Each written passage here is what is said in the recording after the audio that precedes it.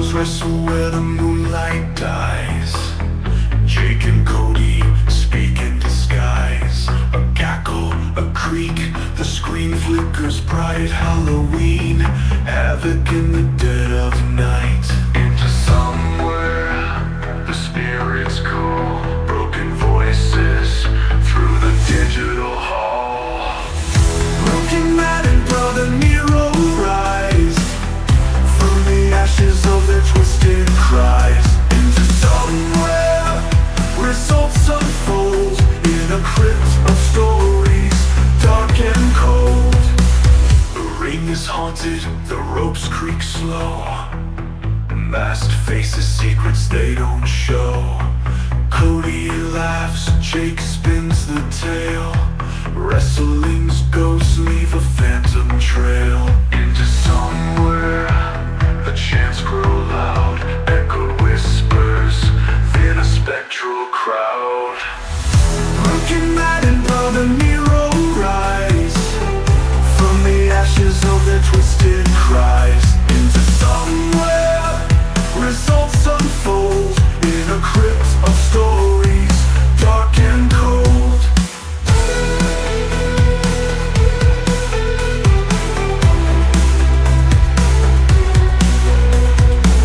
The ring is haunted, the ropes creak slow. Masked faces, secrets they don't show. Cody laughs, Jake spins the tale. Wrestling's ghosts leave a phantom trail. Into somewhere the chants grow loud, echoed whispers in a spectral crowd. Broken man and brother Nero rise from the ashes of their twisted cries. Into somewhere results unfold in a crypt of stories, dark and cold.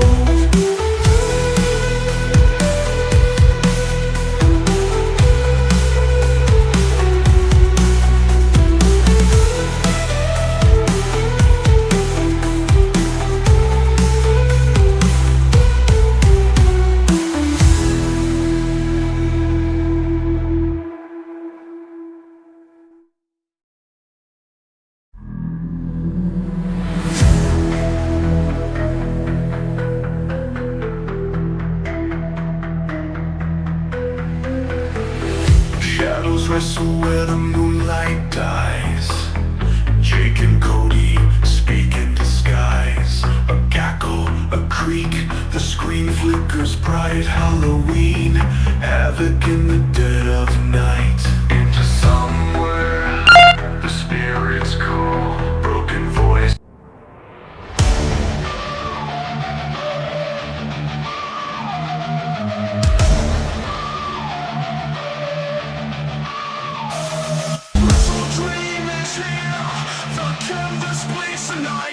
Into nightmare, and you goes into nightmare, screaming into nightmare.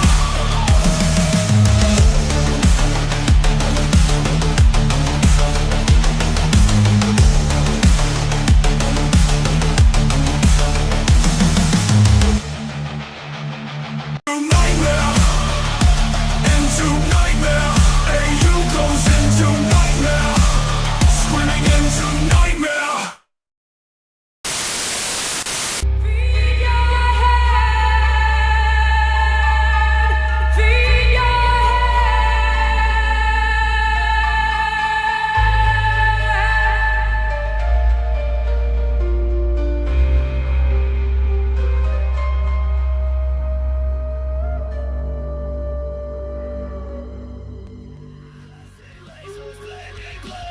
Rejection built with a skin deep grace. Let's forget beyond the steel. In smoking wounds I had to feel. Stains of scars I put to believe. Pierced by gods that only deceive. What's going on, ladies and gents? Thank you, Unidarks, being badass. Satan Icon on Bandcamp. Check them out. Oh my God, I am hyped. New women's champ, Tatum Paxley. There's a land within. Woo! Oh, what a night! Saturday, October 25th, 2025. We're here with Too Spooky into somewhere. Hopefully everybody's doing well. Let's go. That's right. Hit that like button, subscribe, follow us on Twitter, Rumble, wherever you might be. And as always, I am not alone. I have the man, the myth, the legend, Cody Oneidi 316. What's going on? I thought tonight was a great show, honestly. Damn straight. I really liked it from top to bottom, and even with a couple of like the plot holes that they presented, it's still nice to have some consistency with storytelling. I was certainly happy that I called that one happening. I was glad that Tatum won. As much as Spaz and I tried to will it into existence, I did the same by summoning him and saying his name. No, not Joe Hendry. I said it. I said it again. I summoned the Spaz Phoenix. What's going on, everybody? It's your buddy, it's your pal Spaz Phoenix, the YWC reality check. And no way I wasn't going to be on this show. This show was a lot of fun. It was not pre-recorded Spaz. You thought in the beginning I was just playing a sound clip, but he's here live and not hooked up to a shot collar either. Oh, Hassan would be there's very a political upset. thing going on about that, but I don't have enough information on it, and I'm not sober, so I'm going to watch Hassan the in show. this house. Being the 51st state.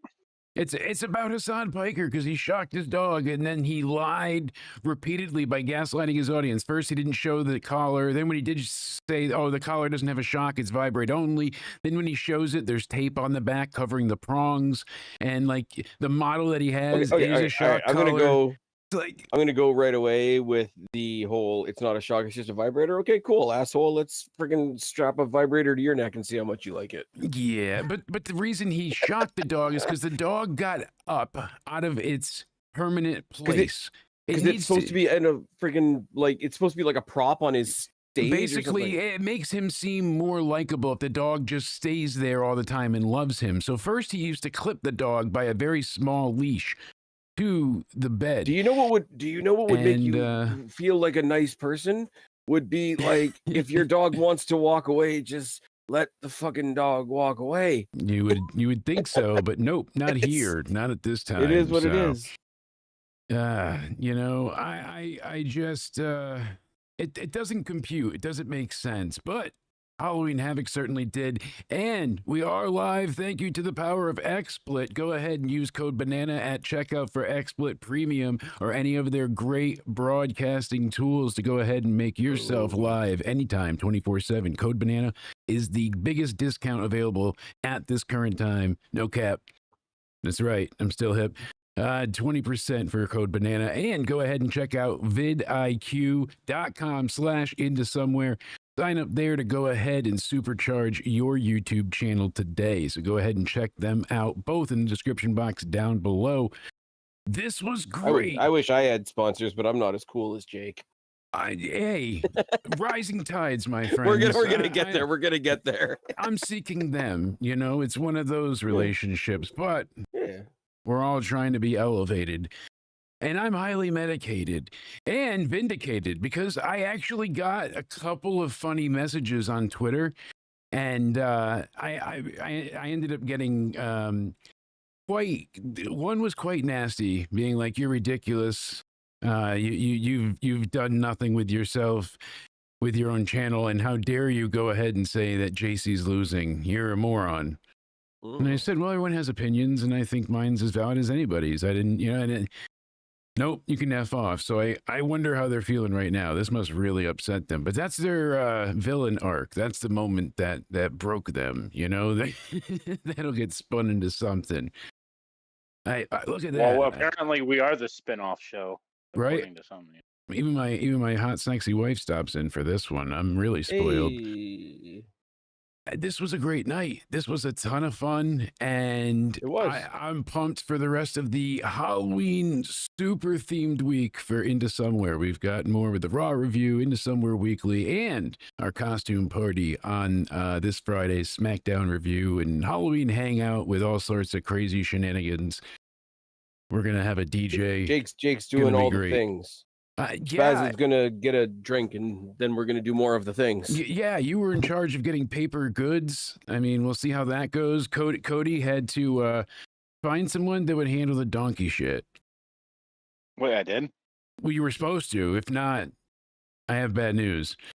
Still, Friday's going to be great, so make sure you're here from Halloween. You'll figure it out when you smell it. Granted, boys and gents, this was phenomenal. I'm very excited, not only that this connection's working from the three of us, menage a trois of podcast hosts here, but that NXT has been just consistently putting out great content. I don't want to seem like I'm hyperbolic or like overly glorifying them.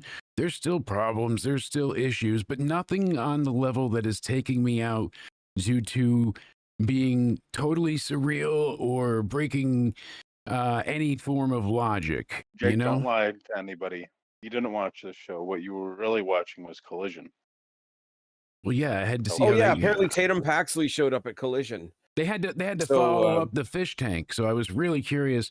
I mean, my God. he was already Oh my using the God. taser, and he didn't hold that Oh my on him, God. but he has him in the fish tank. Wouldn't you taser him in the fish tank, or get like a toaster and a very long extension cord from Tony Schiavone? All Like, right. Can I just say, yes, I know that this is an ongoing thing, and Jake and I, do our fair share of not at all being unbiased. And Cody, you can come along for the ride this time too. Woo. It's not a new thing, but the Choo-choo. collection of new excuses that the Mud Show fans, the Mud Flaps, as I call them, are coming up with at this point, because they're flapping their jaws about the Mud Jake's Show. seen it. Yeah. I've been in.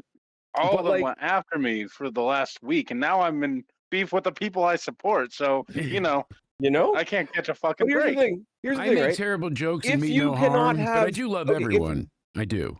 We can I do. we talk about how AEW has gone to the excesses so much that the excesses don't mean anything on AEW anymore, and like, okay, you got needles and bricks and whatever the case may be, and that's not great. Yeah. But you promised a death match from like two of your death match guys. It might not be my thing, but at least deliver on the promise.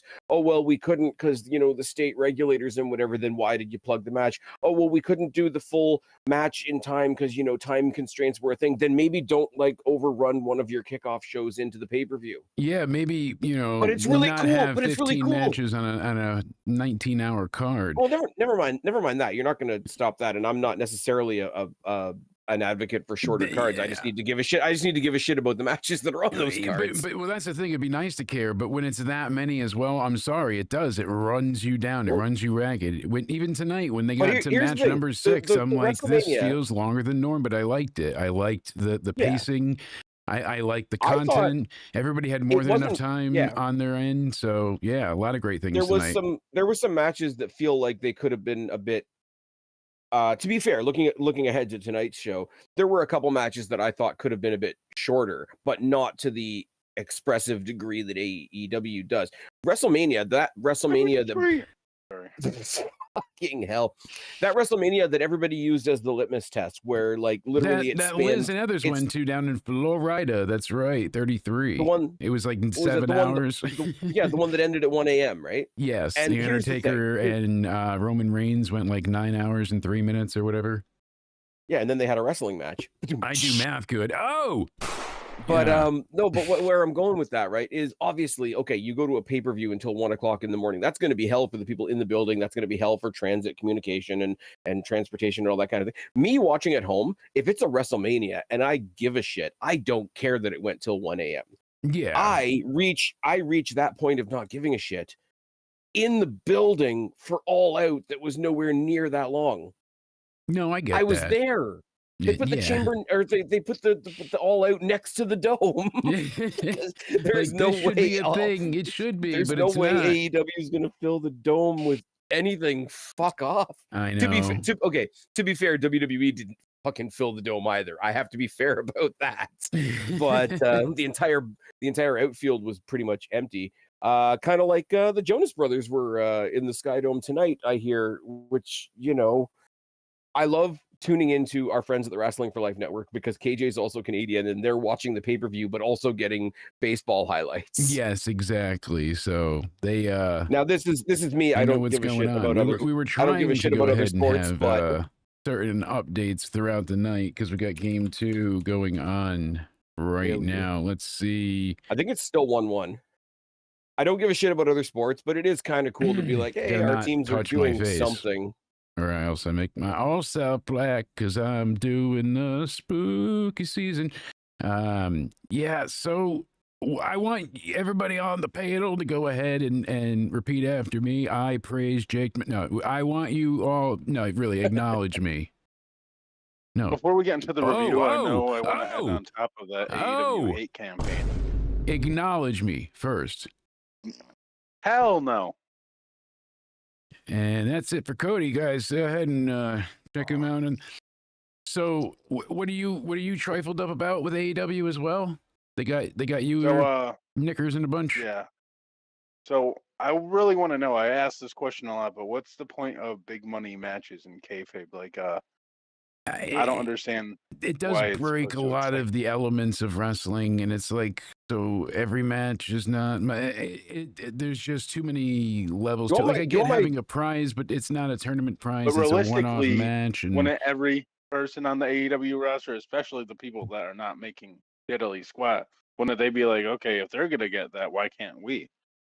I'll give you my theory on this, and this is only my theory. I lost my train of thought. Okay, so you know sorry. Do you remember back in the day before the WWE decided to like actually put some effort into their women's division, the criticism of the women's division was, okay, every single women's feud is either over a boy or over a title, and they can't get any individualized stories. They're kind of doing the same thing. They have people that they want to feature. They can't make a belt for everybody, even though God knows they're trying. So they just throw a bag of money in there instead. Yeah, absolutely. That's what it. That's what it is. 500,000 to 400,000, just like their rating. So, I mean, well, I think they're also trying to do the whole like we're supposed to believe that the Young Bucks are poor now, even though they're still employed, and we're not idiots. They actually run the company in real life. But we gradually forgot to include that. By gradually putting the numbers down and down and down, it's the idea of like, oh, they're so down in the dumps. Like, look at this smaller and smaller amount of money they're willing to fight for. It's dumb. It doesn't make any sense in the world, but it's the only way I can make it make AEW sense. Yeah, no, I get that entirely. So, and like ratings is another thing for me. Like, this is all stuff I've been like beefing with people all week on Twitter about because they'll get mad at me each and every time. Okay, suddenly they don't matter. Suddenly they don't matter. Which I want to know because when they were doing good, that's all they talked about. Oh yeah, they even wrote it into Jericho's thing. Remember when his thing was like the demo god? But that's the thing. Whatever hurdle they set for themselves, even if they fail it, they move on to the next lane and like, no, we were aiming for that one there. You know, they always move the goalposts. However you want to change the narrative is always the same. They have that. I don't know what it is. Like they have to present themselves either as like the underdog or to be AEW is to constantly be under attack. Yes, that and it comes across often. And one of the things, this is going to sound terrible, so I have to word it well here. Yep. Obviously, I was a big Brody Lee fan, untimely passing, terrible tragedy. I'm glad that they still do so much with the family and the kids and you know, Brody Jr.'s there often, his younger brother, and they hired the mother for the AEW outreach program, but somehow she got herself ingrained into like Tony's booking stuff and she's so, but now her word is like law for a lot of the women's stuff, and it's just so her and Sarah Stock were arguing on Twitter. I'll tell you what it is, right? Yes. And this is okay. You're gonna get me on a pulpit tonight. This is gonna be fucking good. What they've done, I got a pee jug, we're good. I'm not going anywhere. Okay. This is gonna be a weird comparison. This is going to be like the environmentalists that all stood behind Greta Thunberg. Yeah. Because they thought they had found themselves an avatar that was like nobody could argue with her, nobody could make fun of her because she was young and whatever the case may be. How dare you? And all this type of such, right? And now she's getting lost on boats, and that one didn't blow up for some reason. now they've found Wow. Amanda Huber, who obviously tragedy, what happened to John Huber and all that Yeah. type of thing. Nobody wishes that on anybody. We can No. all agree on that. But because she's playing the character of the widow. But she, So now nobody. But now if she you is are a widow, but she's revered like she's been in the business for 30 years, and her word is law right now. And but I don't think it has anything to do with that.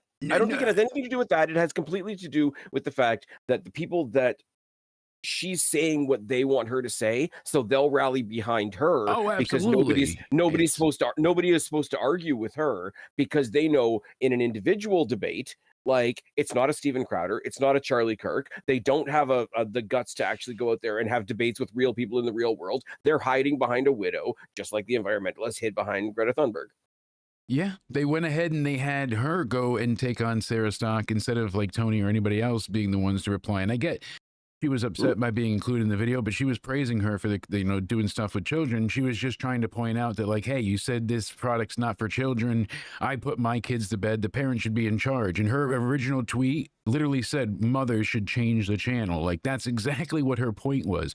I know it's like, oh my God, somebody think of the children, but I understood her point, because they just keep getting more ridiculous and upping the ante every time. We already got the murder attempt of Bryan Danielson when they smothered the life out of him with a plastic bag and tried to play Remco. They went ahead and it still shocks me. Like, I just had to help a family member with a new medication series today, and I helped them do their injections. And I'm like, oh yeah, this one kind of smarts. It's a bigger gauge needle and all that. And as I'm injecting them, the only thing I could think about, I don't know why my mind went there, but was the Jon Moxley, not Edge, Cope match, where he went and took a suplex onto Spike. And in that moment, as I'm injecting the needle, I'm like, the thought was just buried in my mind of, how did he know how deep that was going to go? How is he so sure that wouldn't puncture a lung, a spleen, a kidney, a spine part? And how did he know it wouldn't have pushed further? It's funny that it went to that instead of Hangman and Swerve with the actual needle. Yeah, well, I know, right? But it was that came in my mind for whatever reason, and I'm like, our brains are not our friends. No, and I was like, how did you get so lucky in that regard to get the effect you wanted? It was stuck in your back, legit. They had to rip it out. But then again, you're lucky. You've dealt with a terrible infection before that nearly took you out. You know how dangerous it is to use legit rusty barbs because on these nails, because you're trying to prove that you're badass. Never mind the fact that it could do something by pouring alcohol. Yeah, that's what I'm saying. It could have killed him. And I know that sounds so.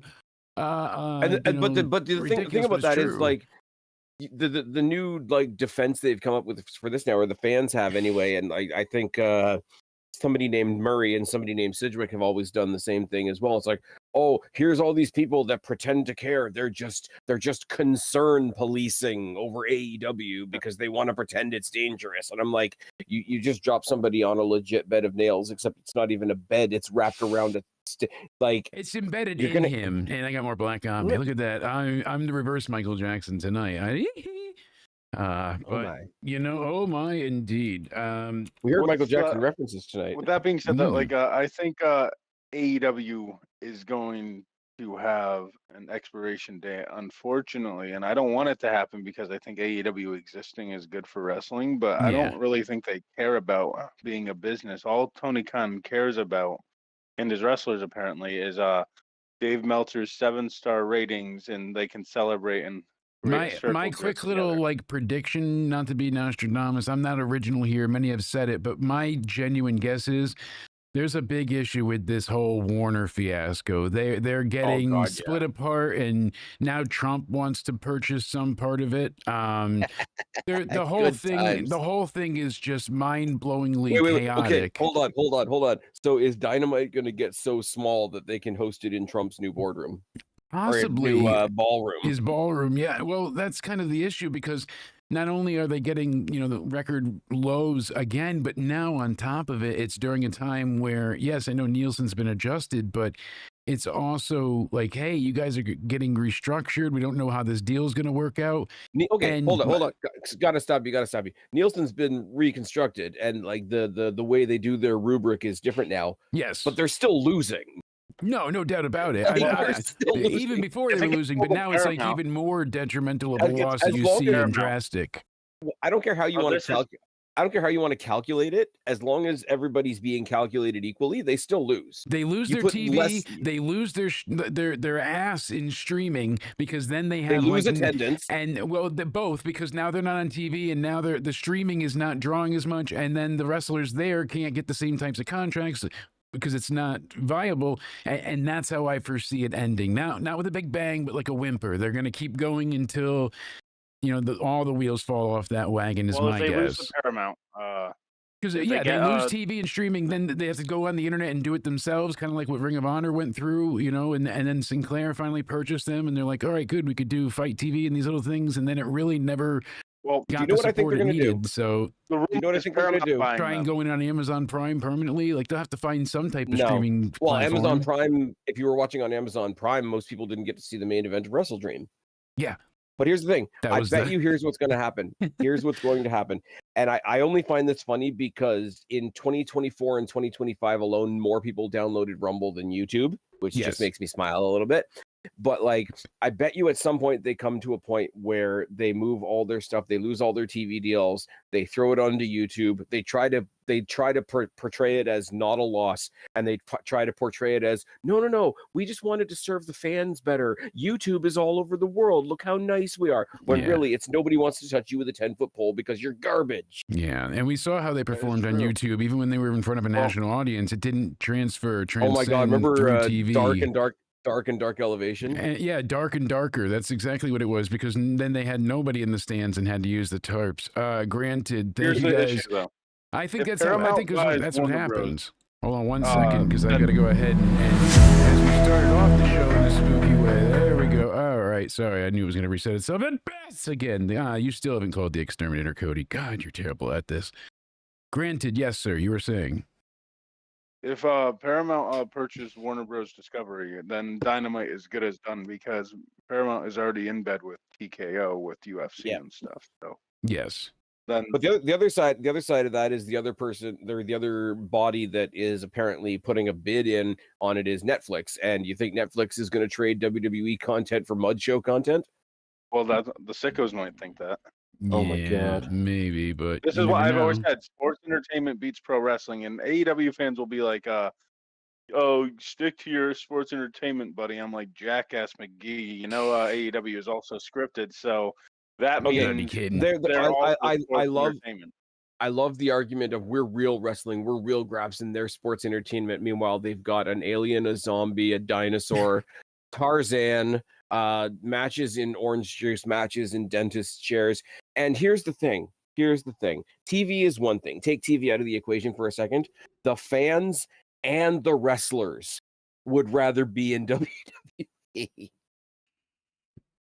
I'm Hey. surprised MJF didn't sign with WWE. And Chris Oh, he will. Jericho, they act like is a I was big deal hoping to not see losing. it. That is a huge deal to them Jericho. because that's their literal first ever champion. That's like their first ever guy in AEW, the original. So if Chris Jericho also leaves, what else do they got left? Here's the And thing I never right now. asked Wardlow? As things stand, What about Wardlow? as things stand right now, here's your advertisement. Here's a flyer. Here's a flyer that you could drop in an AEW mailbox right now to any star that's thinking about leaving.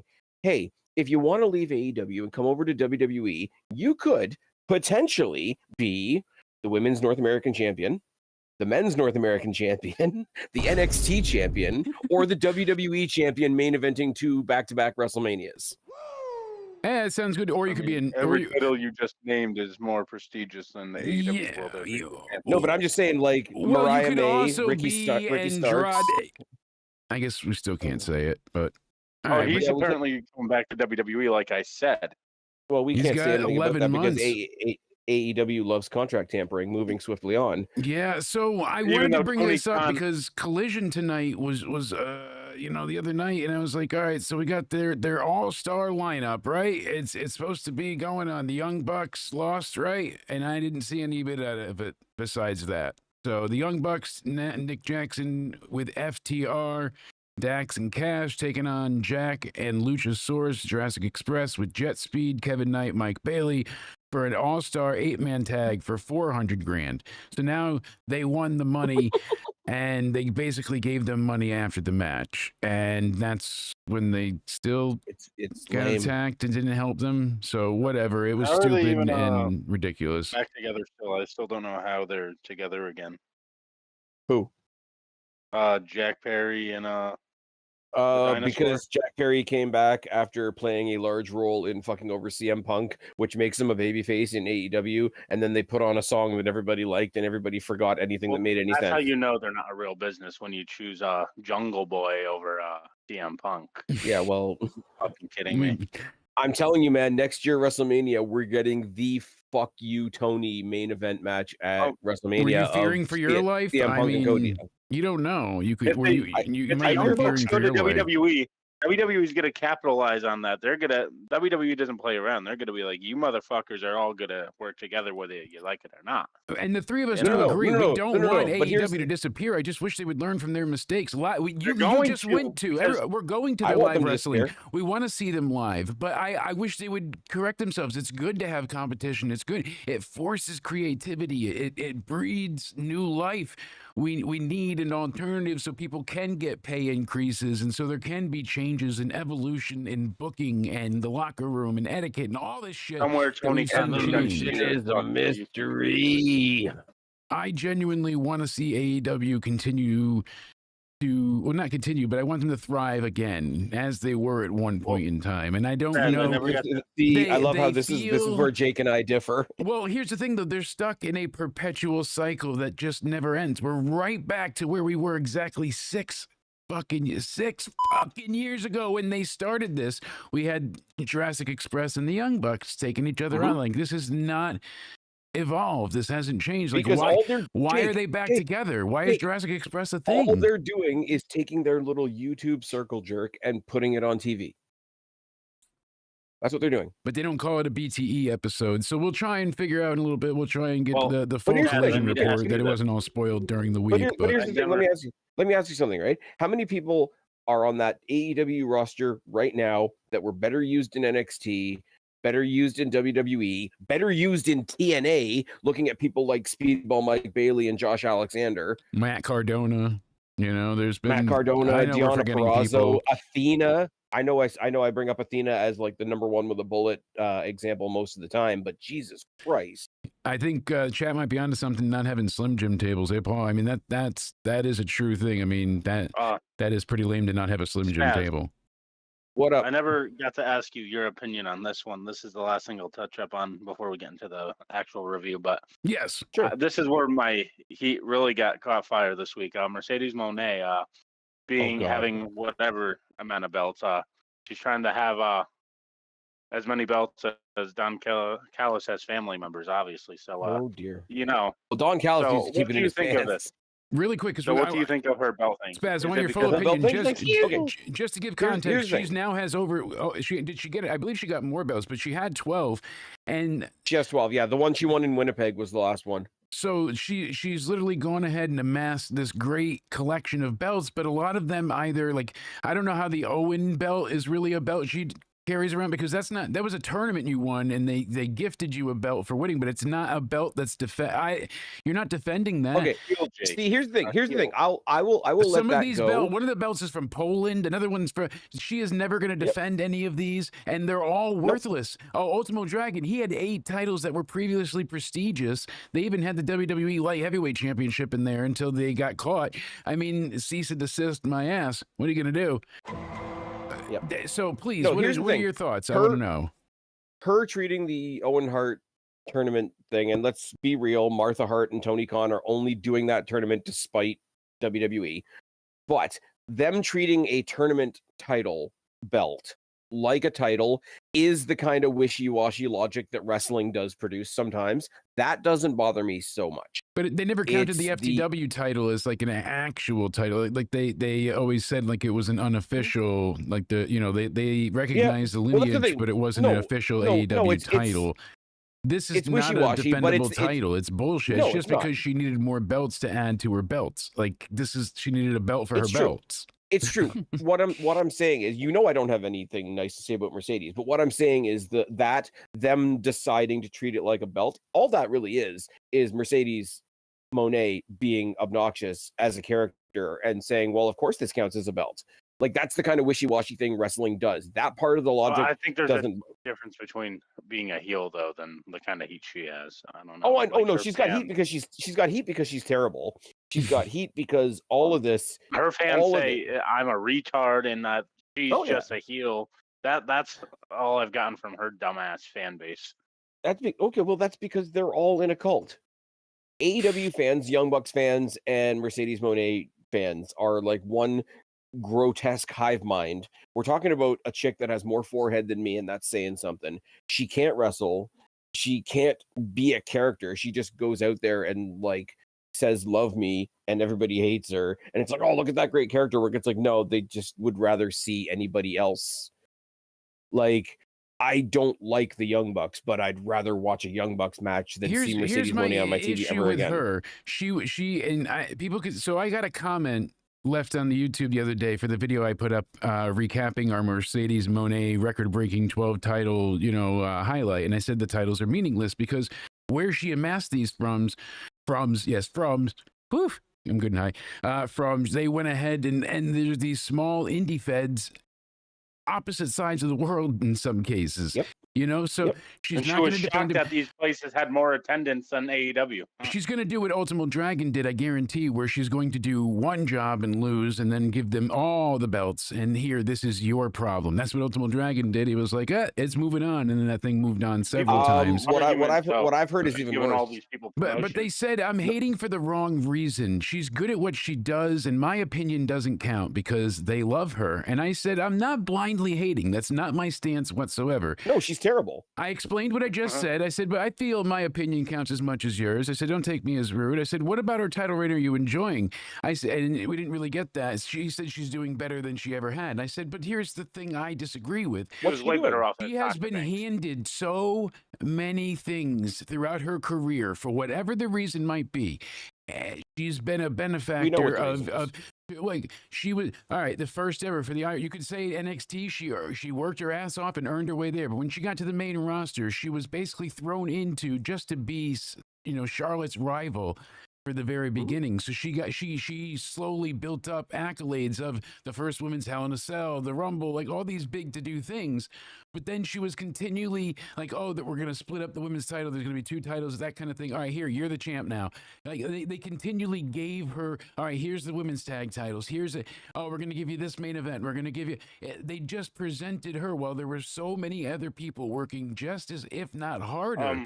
And weren't getting recognized. WrestleMania 37, right? It took Becky to get punched in the face, have her nose break after trying to turn heel, and the crowd not accepting it. So, like, it took. Jake, it goes back farther than that, though, because from the rise of the women's division in NXT, which was not started by the 4 Horsewomen, it was started by Emma and Paige. We need to start correcting that narrative. But like when they established between Bayley and Sasha, like I guess just yes, you put her with Bayley, and Bayley can carry her to a good match. And I'm sorry, that's what it was. Yeah, like you Bayley plucked her, and you put you did like DEI in real time. You stuck her with 3 other people that could carry her through matches. See, I don't think it was that at that point. I feel like she was earning it in NXT, and she was. Certainly looked highly upon on the main roster because of her family connections. That's when they were like, "Oh, that's Snoop Dogg's family. Oh my goodness, we could get." You think they didn't know that when they put her on NXT? They did, but they didn't know if she was going to work out. And they've had other famous family members throughout history and nepo babies and all these sorts of things that haven't worked out. Famous lineage is not usually a great thing. So they don't initially point a heavy hand at it. I feel like she really earned herself both on the mic because she cut some pretty decent promos promos in NXT. Nothing to blow you away, but she was consistently good at being a bitch. Who thought, who could have thunk that? Okay, but Jake, that's not character work. But no, That's she did, because she her. accelerated it to be the boss character, and it was up to 11. It was added to another level for wrestling fans. She really did. I mean, I don't know if you've had a chance to revisit. It's not rose-tinted glasses. I looked this up about 3 weeks ago before Wrestle Dream happened, and I was like, let's go ahead, and I want to go back and see, because I wanted to make sure I wasn't misremembering. And she was really good. She had really good matches over and over throughout her title reign in NXT until she lost after Bayley beat her ass twice in New York, and then the Iron Woman. They got their flowers literally for that one, and that's when it started to become a little bit not just staged, but like needed presentation. They wanted records to be there, like Asuka. They kept presenting her for the winning streak and all these things. Like they needed records to be broken for them to be like, see. Okay, here's the thing. I get what you're saying about it being performative. At the time where the WWE Women's Revolution, which started in NXT, whenever that decided to be a thing, finally, it's like, okay, we are having these awesome women's matches in NXT. Yeah. We can look across the border, even back then, and look at a company like TNA, who saw everybody else having like divas matches and catfights and whatever, and said, no, we're going to give you people like Gail Kim and Awesome Kong and Mickie James, and these women are going to kick ass. WWE started to do that. They did the women's revolution. I hate that became a cliche, but they had to be a bit performative with it at the beginning so that they could tell the audience, yeah, don't worry, we've heard you, we're trying here. So they were being performative with it, but in a good way at the time. It's like, we're gonna do something with these ladies. Like, yeah, please pay attention. Yeah, like they had to make it a bit performative and a bit cliche at the beginning to let people know, like, no, this thing that you want is actually a thing. Exactly. I just think you could pick anybody else other than Fivehead to do it. Yeah, I mean, you're not wrong. And I'm pretty sure it burns when she pees. Speaking of burning, Halloween Havoc, what a show. The What a Fenway diversion. Toyota Center in, not Tempe, they were in Prescott Valley, Arizona, October 25th, 2025. Tempe was SmackDown, right? I believe so. Okay, so. Sorry, I don't want to cut you off because my brain's all over the place. No, go ahead. I do want to ask you something about SmackDown real quick. I mean, yes. the obvious thing coming out of SmackDown was the Jade heel turn, which was a fucking amazing, in my opinion. I think she's a badass. I think they're propping her up to be like an exact like equal and opposite to badass. I think she's a badass. I think they're trying to steer her that way because having her come in as a monster. I don't have no personal issue with her or anything, but she can't wrestle. No, I've never fought anybody on that.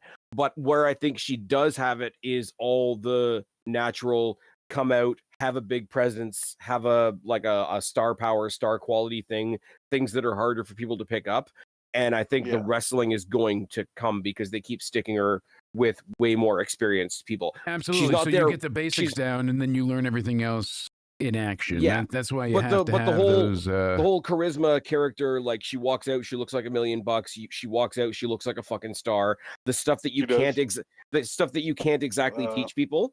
I think that right now, with her turning heel on Friday, I think the long term is they're making her like an equal and opposite wrecking ball to a Rhea Ripley. And I think by the time they get there, she will have picked up enough in the ring to make it work. But star power wise, like, look at the reaction Rhea Ripley gets without even trying, and look at the response that her heel that Jade's heel turn got last night. Anyways, that's the big story. That's kind of like the obvious. Knew as soon as she walked out, they're like, "Oh, she's turning heel." Like, it was just evidently obvious. It was almost as obvious as like when you hear the Money in the Bank find, like, the cash in's coming, and then it happens. Like Seth, like I had a minor thought that she might have been turning on Tiffany. Or sorry, I knew she was going to turn on Tiffany. My minor thought was that. Oh, what?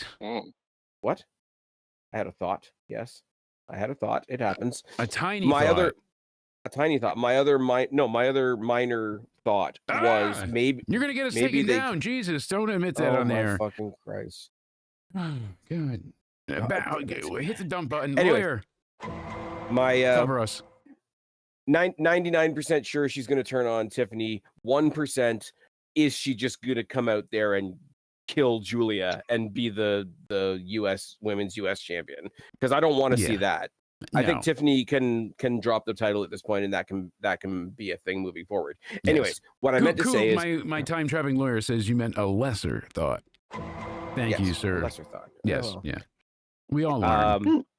But yeah, what I thought was funny, and what I thought got all the hate sort of out of nowhere, pun intended, was the new presentation of Black and Zelina Vega. I thought it was awesome. It's still him. It's still him doing his thing. The whole. You want to know? Get you more views though. Being called into somewhere. That's right. Copyright included. There you go. We know what's allowed in this house. So the new Aleister Black, new Aleister Black entrance with Zelina Vega. Jake, I need to get your thoughts.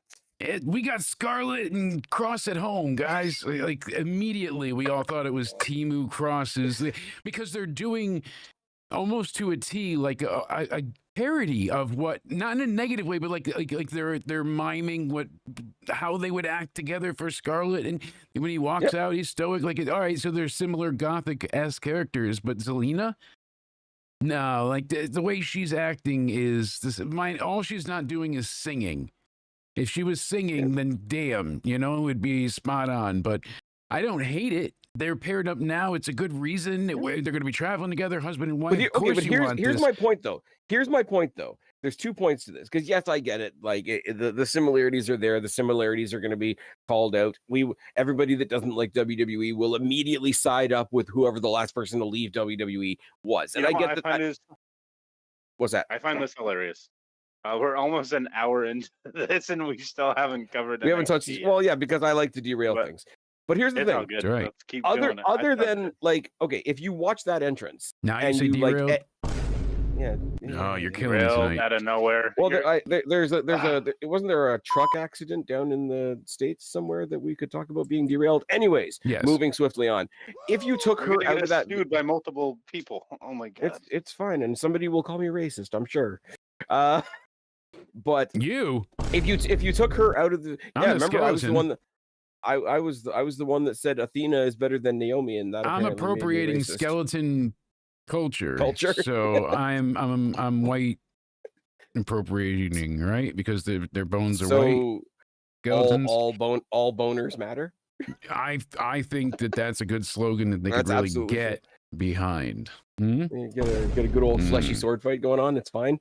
If you took Zelina Vega out of that entrance video, it's still Aleister Black's regular entrance, right? That's number one. They didn't give him a brand new entrance. They kept his entrance and put her in it. Yeah. Second of all, he floats up and then she like curtsies on by. Yeah, she does her things, and I don't mind. From stage left while he's rising from the fog. Like it's supposed to be this great, triumphant. Like two ships passing in the fog type thing. Yeah. Menacing. But here's the thing. Intimidating moment for his enemies. And here's the thing. Like Jake, you and I talk this to death over on my channel. I think it's a bummer and a half that we don't have Black and Scarlet, Cross and Scarlet in WWE anymore. I really do. I think they're great. I think wherever they go is going to benefit from having Scarlet. That's what it came down to. I am telling you 110%. He's basically saying the same thing, but from everything that I've read and people that I've talked to, it is all but basically it. They offered him a low ball of a contract. He said, "How did you come to this number? Like what makes you think this is what I'm worth? Can we talk about it?" And they basically said, either you sign or you don't. You got a day. We're not going to basically talk about this. And then he's like, well, what about my wife? And they were like, we'll talk about it after you sign. And last time they did that, he wasn't wrestling with Scarlett. He was, Mad Maxing it up, losing to Jeff Hardy. So. Okay, but here's the reality of it. And this is why I wanted to be clear that like, this is not a dig at Cross and Scarlett. I wish we still had them on the show, right? Absolutely. But here's 2 bits of reality for you. They haven't really changed Aleister Black's entrance or presentation at all. Second of all, Cross and Scarlett, as awesome as they are and what a good act they were, they didn't invent guy comes down to ring with hot wife. Exactly. And certainly not a gothic man with a sexy woman. I get where everybody's come. Well, okay, Edge and Lita. Danny Filth and every band member that they've had for the last 15 years, robbing the cradle. So people that the rail people are like people like Drew McIntyre, and people that can just come out of nowhere are like Joe Hendry. You're fucking up too. Into somewhere. Joe Yeah, you can't Hendry. take You got. Drew. I think Everybody Cody's said got a his thing for name Scottish tonight. guys. His name and Cody, yeah, say No, his name and Cody I was comes just, here. you know, because who wouldn't want to see a Drew name versus and Joe? Come here. he Right. appears. Oh. I believe in Cody.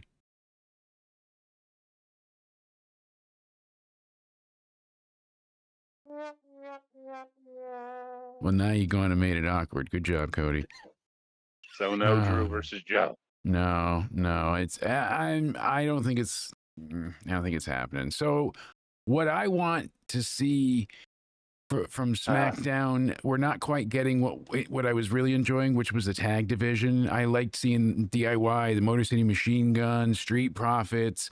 Who else am I forgetting? Like Los Garza, Pretty Deadly. You know, they had I don't know. a I think we decent saw. selection. I think we saw a great new team debut on SmackDown this week. Yeah, the Yeah, Pandas. Shin Phoenix. Shin Phoenix. What the hell was that? That was like, hey, you guys are both here, and everybody else is there from the tour. So like, you guys are an item now. I know it's just a They're just the people that they've attacked. That's what I'm saying. I know it's but I'm just being silly. But it was very like it felt like, hey, we don't got any, but you guys are a tag team now. Like that's exactly I like that I can already predict what's going to happen next Friday. Yeah, because so you got Buddy from Pretty Deadly there that wants to take on Carmelo Hayes. Carmelo Hayes has his issues with the Miz. He's going to get double teamed. Trick's going to come out. We're going to get Pretty Awesome versus Trick Mellow Gang, and it's going to be awesome, fantastic, no wonderful. doubt about it. Don't even worry about it. So Pretty Awesome will be a good team. we know on Raw we got Punk and Jey Uso face to face before Saturday night's main event. We got Nikki Bella taking on Roxanne Perez. We'll be live for that review. And then Halloween night we're doing a costume party. That's right. So go ahead and send us a video using hashtag into somewhere and let us know what your costume is. Best costume will win a prize. It's gonna be a lot of fun. SmackDown review, Alexa Bliss taking on Nia Jax and Carmelo Hayes versus Kit Wilson.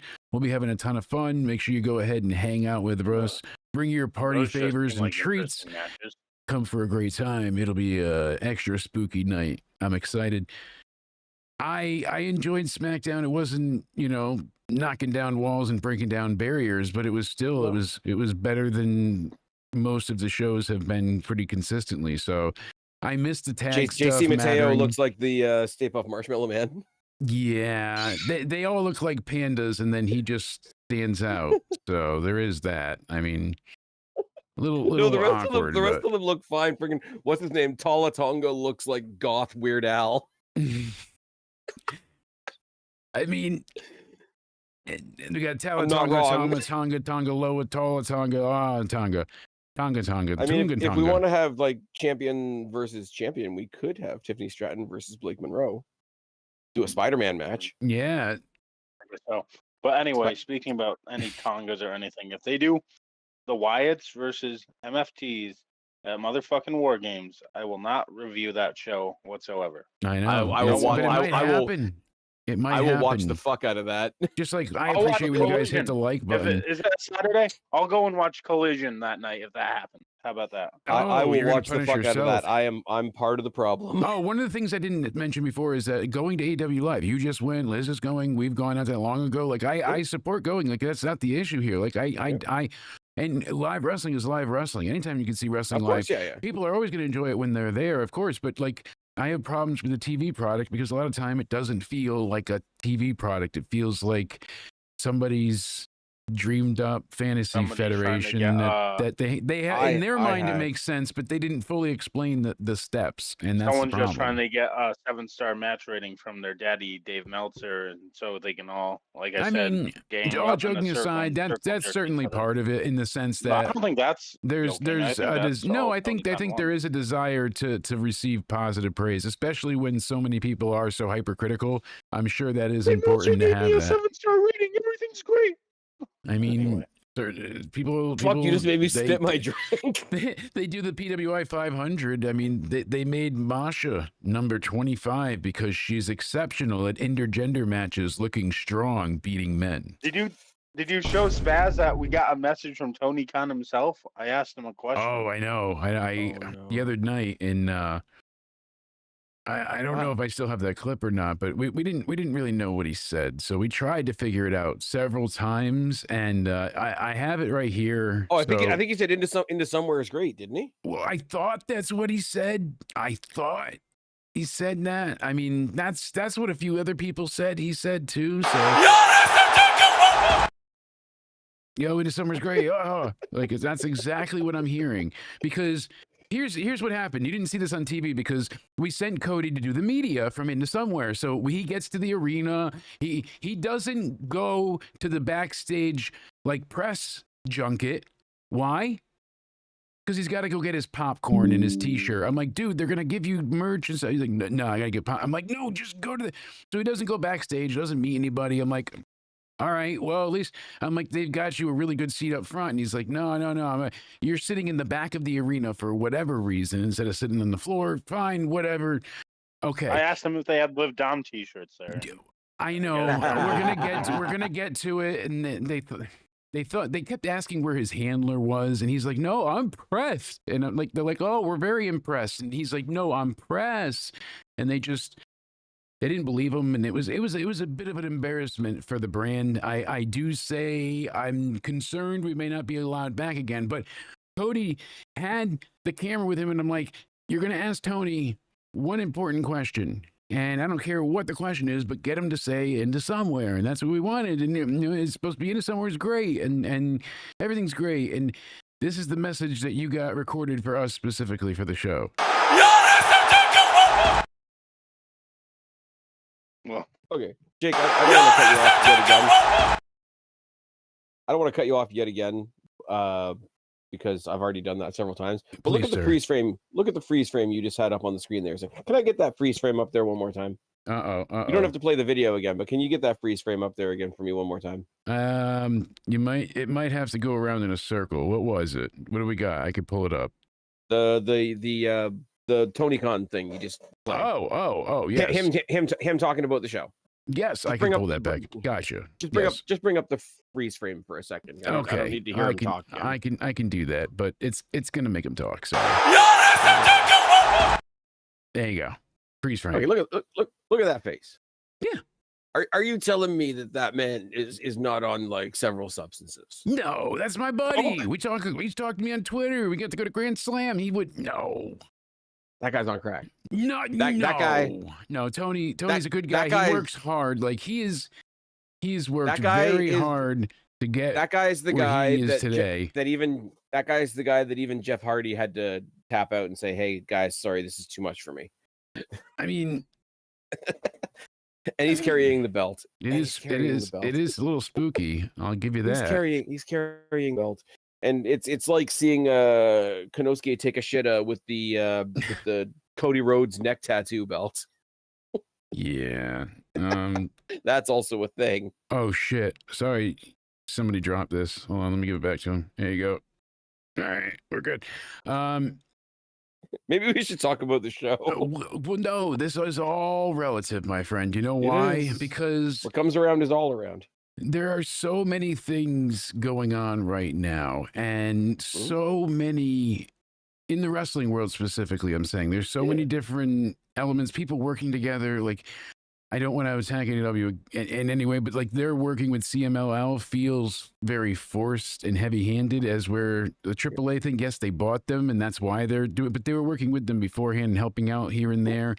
And so they've sent production people and cameras, and it's like so that before the the buyout and merger, whatever you want to call it. But still, like, and it's not because I like them, and it's just how it comes across. It feels like they're promoting and supporting, as where the other side, it's like no, we had their guys on us, but you're not going to usually see it the other way around, except for maybe MJF. Granted, I like how they have their specific world in NXT. Like there's the main roster and everything that's happening there, and it's basically a Venn diagram. And NXT is that middle between Raw Okay, and Kamala, SmackDown. calm down. But that really is it, because it It's a doesn't. diagram. I love Venn diagrams. It So takes place fantastic, so in the perfect. hemispheres Well, shit. between Raw and I SmackDown, literally and figuratively, got my bad friend. news for our brand. Uh-oh. So like when they didn't believe I was media and press, I flipped out a bit, and I guess I kind of scared Tony Khan. So I got you another clip. He made a statement. This is going to be bad, isn't it? I know it is. All right. Let me go ahead and so he was talking about Cody Onidi and the incident backstage. Let's go ahead and cue this. I'm sorry.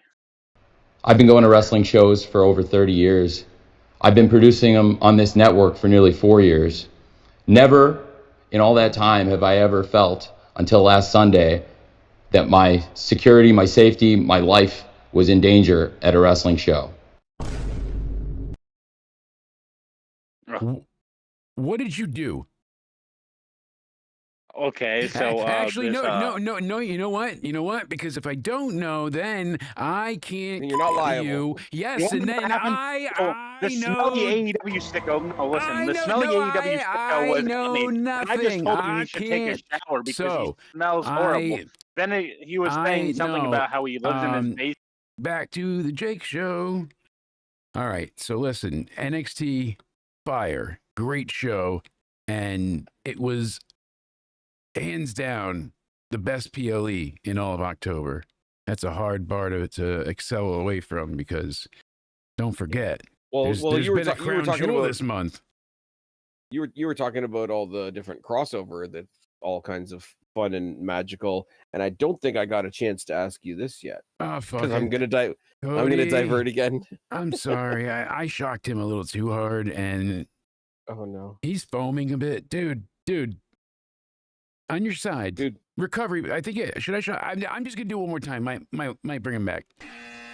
Hey, I see him moving. Legs are kicking. You good? Aim it away from the curtains. Away from Yeah. the curtains. Use your bucket. You tripped and fell again. You keep doing that, dude. It's weird as shit.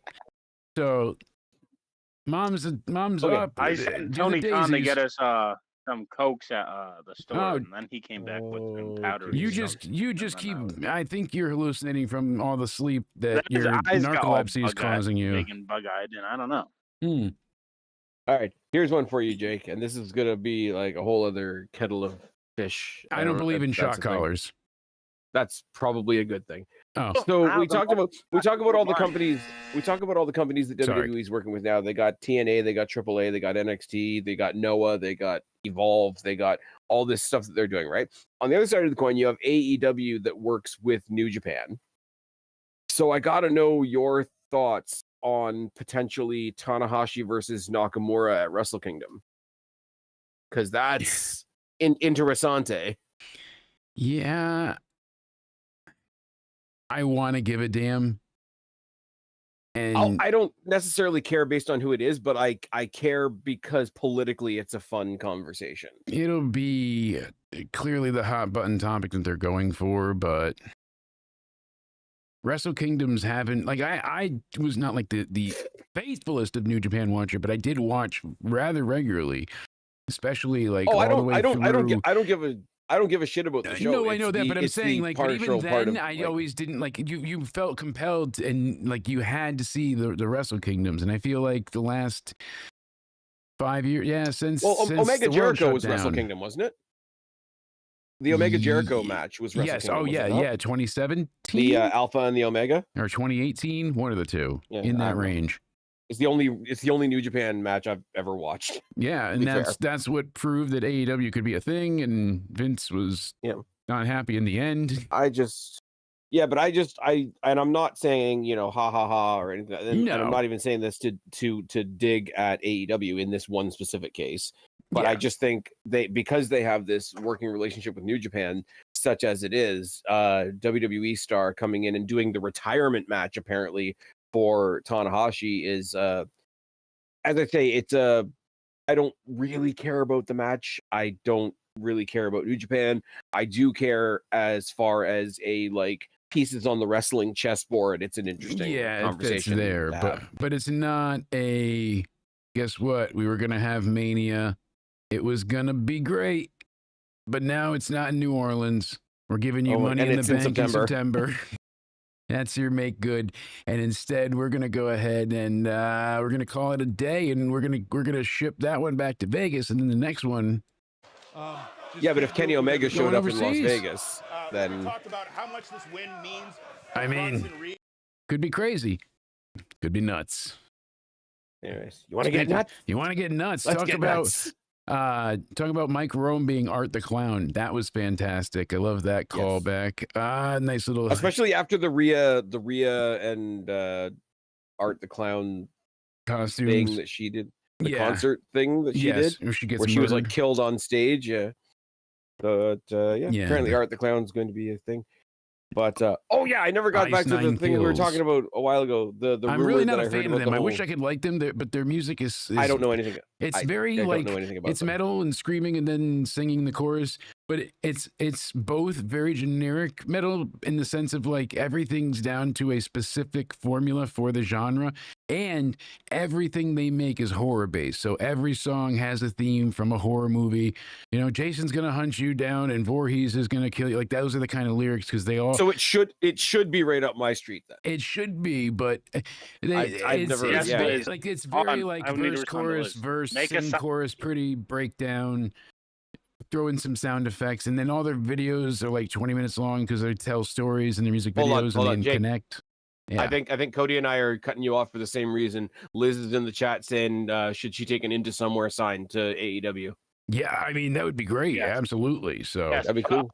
Jake DeMarco and Cody Onidi. That was my response for the game over. Yeah, I was like, that would be game over. Like, go for it. That'd be great. Exactly. I'm the occasional third partner if you need to get a trios title. And so it's set on air, so she knows it's legit. If we're not able to move the prediction show, which is going to be the week before, obviously Survivor Series, we'll figure it out. Originally, it was scheduled for Wednesday for Into Somewhere Weekly. If we could do it Tuesday, we might be looking like Wednesday. We'll see. But if not, her and I will still go ahead and meet up and talk about her Collision/Dynamite Super Show. She's getting a 4-hour super turkey stuffed show, and we'll have a Black Friday edition of AEW to recap and all of her media that she'll have in person. It'll be great. So, all right, well, maybe the Collision show that she's at will be where the rumor that I heard happens. As we were talking a second ago, because Cody was asking me what I thought about the whole Trash or Skanks 12 titles thing. Yes. The rumor that I've heard is they're going to schedule her for some kind of like next year sometime. It's going to fuck off, man. It's so bad. Like it makes my ass itch when I hear her music. But no, apparently they're going to book her like a solid week in like the new year, where it's like she's going to stop at all these different companies and defend all her titles, and she's going to get more and more tired and more and more tired. She's going to keep them all. She's going to retain them all. But like at the last match, the match is going to be stopped for injury. And then because of injury, like story-wise, she's going to have to vacate them. Yeah, every just like how that's how Willow ended up with that's how Willow ended up with the last title. Everybody gets brain, toxic shock syndrome. I'm so tough. I'm so tough. I fall apart. I don't have to lose ever. Like back when she had like 5, she did lose 1, and that before she started collecting more, and she lost it in a triple threat, and she didn't take the pin. We haven't even had Halloween yet. Just Halloween Havoc. After this, we're approaching her in the tag team. We're approaching Full Gear. We're not there yet, but I really feel like Monet is going to take the title from Statlander. I am genuinely, because everyone's like, "Oh, you said that for Toni Storm, and that didn't happen. Then she won." Yeah, but how they're framing this one, she's already beat her before, so that's going to be the shock of it. They had Tony win to shut everybody up for a few months. Yes, because they knew the plan going forth, and it wasn't for the TBS title. Mercedes had nothing on the line. Yeah. Yes. So we're literally about to have a Halloween Havoc review, and we're building towards it. Like I said, super show indeed. This is retention. Halloween Havoc was great tonight. They're in Arizona. No, there's more. There's more. They're not in Toronto. Not covering it yet. They're not in Toronto. Yo, we clutched up in Toronto. What's the Is it not score? Toronto? Toronto and LA. What do we got? Oh fuck. Blue Jays lost. So people are saying we told you Dodgers are gonna win it all. I'm like, Oh, got their asses 5-1 handed final to them score. yesterday, Look at that. Jesus. Not a Well, it was 11. It was 11-4 the other way yesterday. So yes. and which this is me was- that doesn't give a shit about sports. I've I never think been it's big gonna into go to baseball, game but 6. the only baseball I ever cared about was when my think Blue daughter Jays played picked. softball. Hey, you shout know. out Danny. Yeah, that was forever ago. Now she's, just so smart and dealing meth all over the city, like doing a good job too, a lot of business, but she's smart, Dodgers win, making it a 1-1 series. Interesting. Speaking of series, I'm seriously dying to talk about NXT. This No. show there's was more. fucking fantastic. It really was. So here's what else we got. We got It wasn't Andrade great news. because my wife wasn't there. I'm still stuck in catering. God damn it, Michelle lost the keys again. My wife We've- should have won that women's title. Jake, we've officially brought Cater Taker to Into Somewhere. He never His left. job. I don't want him around. His wife's gonna take my fucking job. You can take your job, your podcast, your cat, all of it. Come on, man. Don't And he- say stuff about You're gonna the get wife, gaming then I gotta content get from my up and channel, freeze. and then it's gonna be Michelle McCool. Just see Cody getting tombstoned in the background. Just You see my divorce trial. It wasn't Michelle McCool. It was more like Michelle McCold-hearted. yeah, you got the eagle eyes.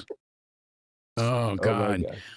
So Is it right bad off that the my bat, that Cater Taker just sounds like Wrestling Jesus? I want to know from both of you, what exactly was something you loved besides Tatum winning? Like, besides evidently obvious, right? Good off the bat. And then I want to know something that you really didn't care for. What's something that didn't exactly work for you?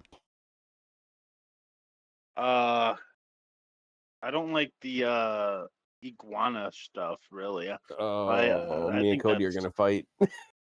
So you're tired of Mr. Iguana because you realize now the act Yeah. is he's got an iguana. Like that's it. Wrestle Talk has been right all along. That's all he does. I He's like got an Finn iguana. Balor's puppet. Like, what's his puppet again? I don't even know the name. Demonito. But you barely see him. And he's Demonito. not really reliant on him. Like they just lost the tag titles. Had Demonito came out, he probably would have retained. So you might be onto something. But I'm telling you right now, yeah, I loved this match. Laiska. I did. All right, I did. I love this match. you did. I like the little touch of Javon Evans knows he's about to face La Parka, so he picks Yeah. up one of the skeletons from the entryway and just brings it to ring with him. I thought he brought Michael Jackson. Oh, I really Oh dear. like. I was thought it was way like, off. It was, Somebody it else was said it was Aubrey Bill Edwards. Cosby, and I'm like, that he's still alive. They're like, yeah, I know, just bag of bones. And I'm like, Jesus. All right. No, it was Aubrey Edwards because even she looks better in WWE. Sideways, she disappeared. Oh my god. Sideways, I got more titties. Anyway, So he I don't know, picked I that. thought- What was something you hated the most before we get into the match? And liked, enjoyed.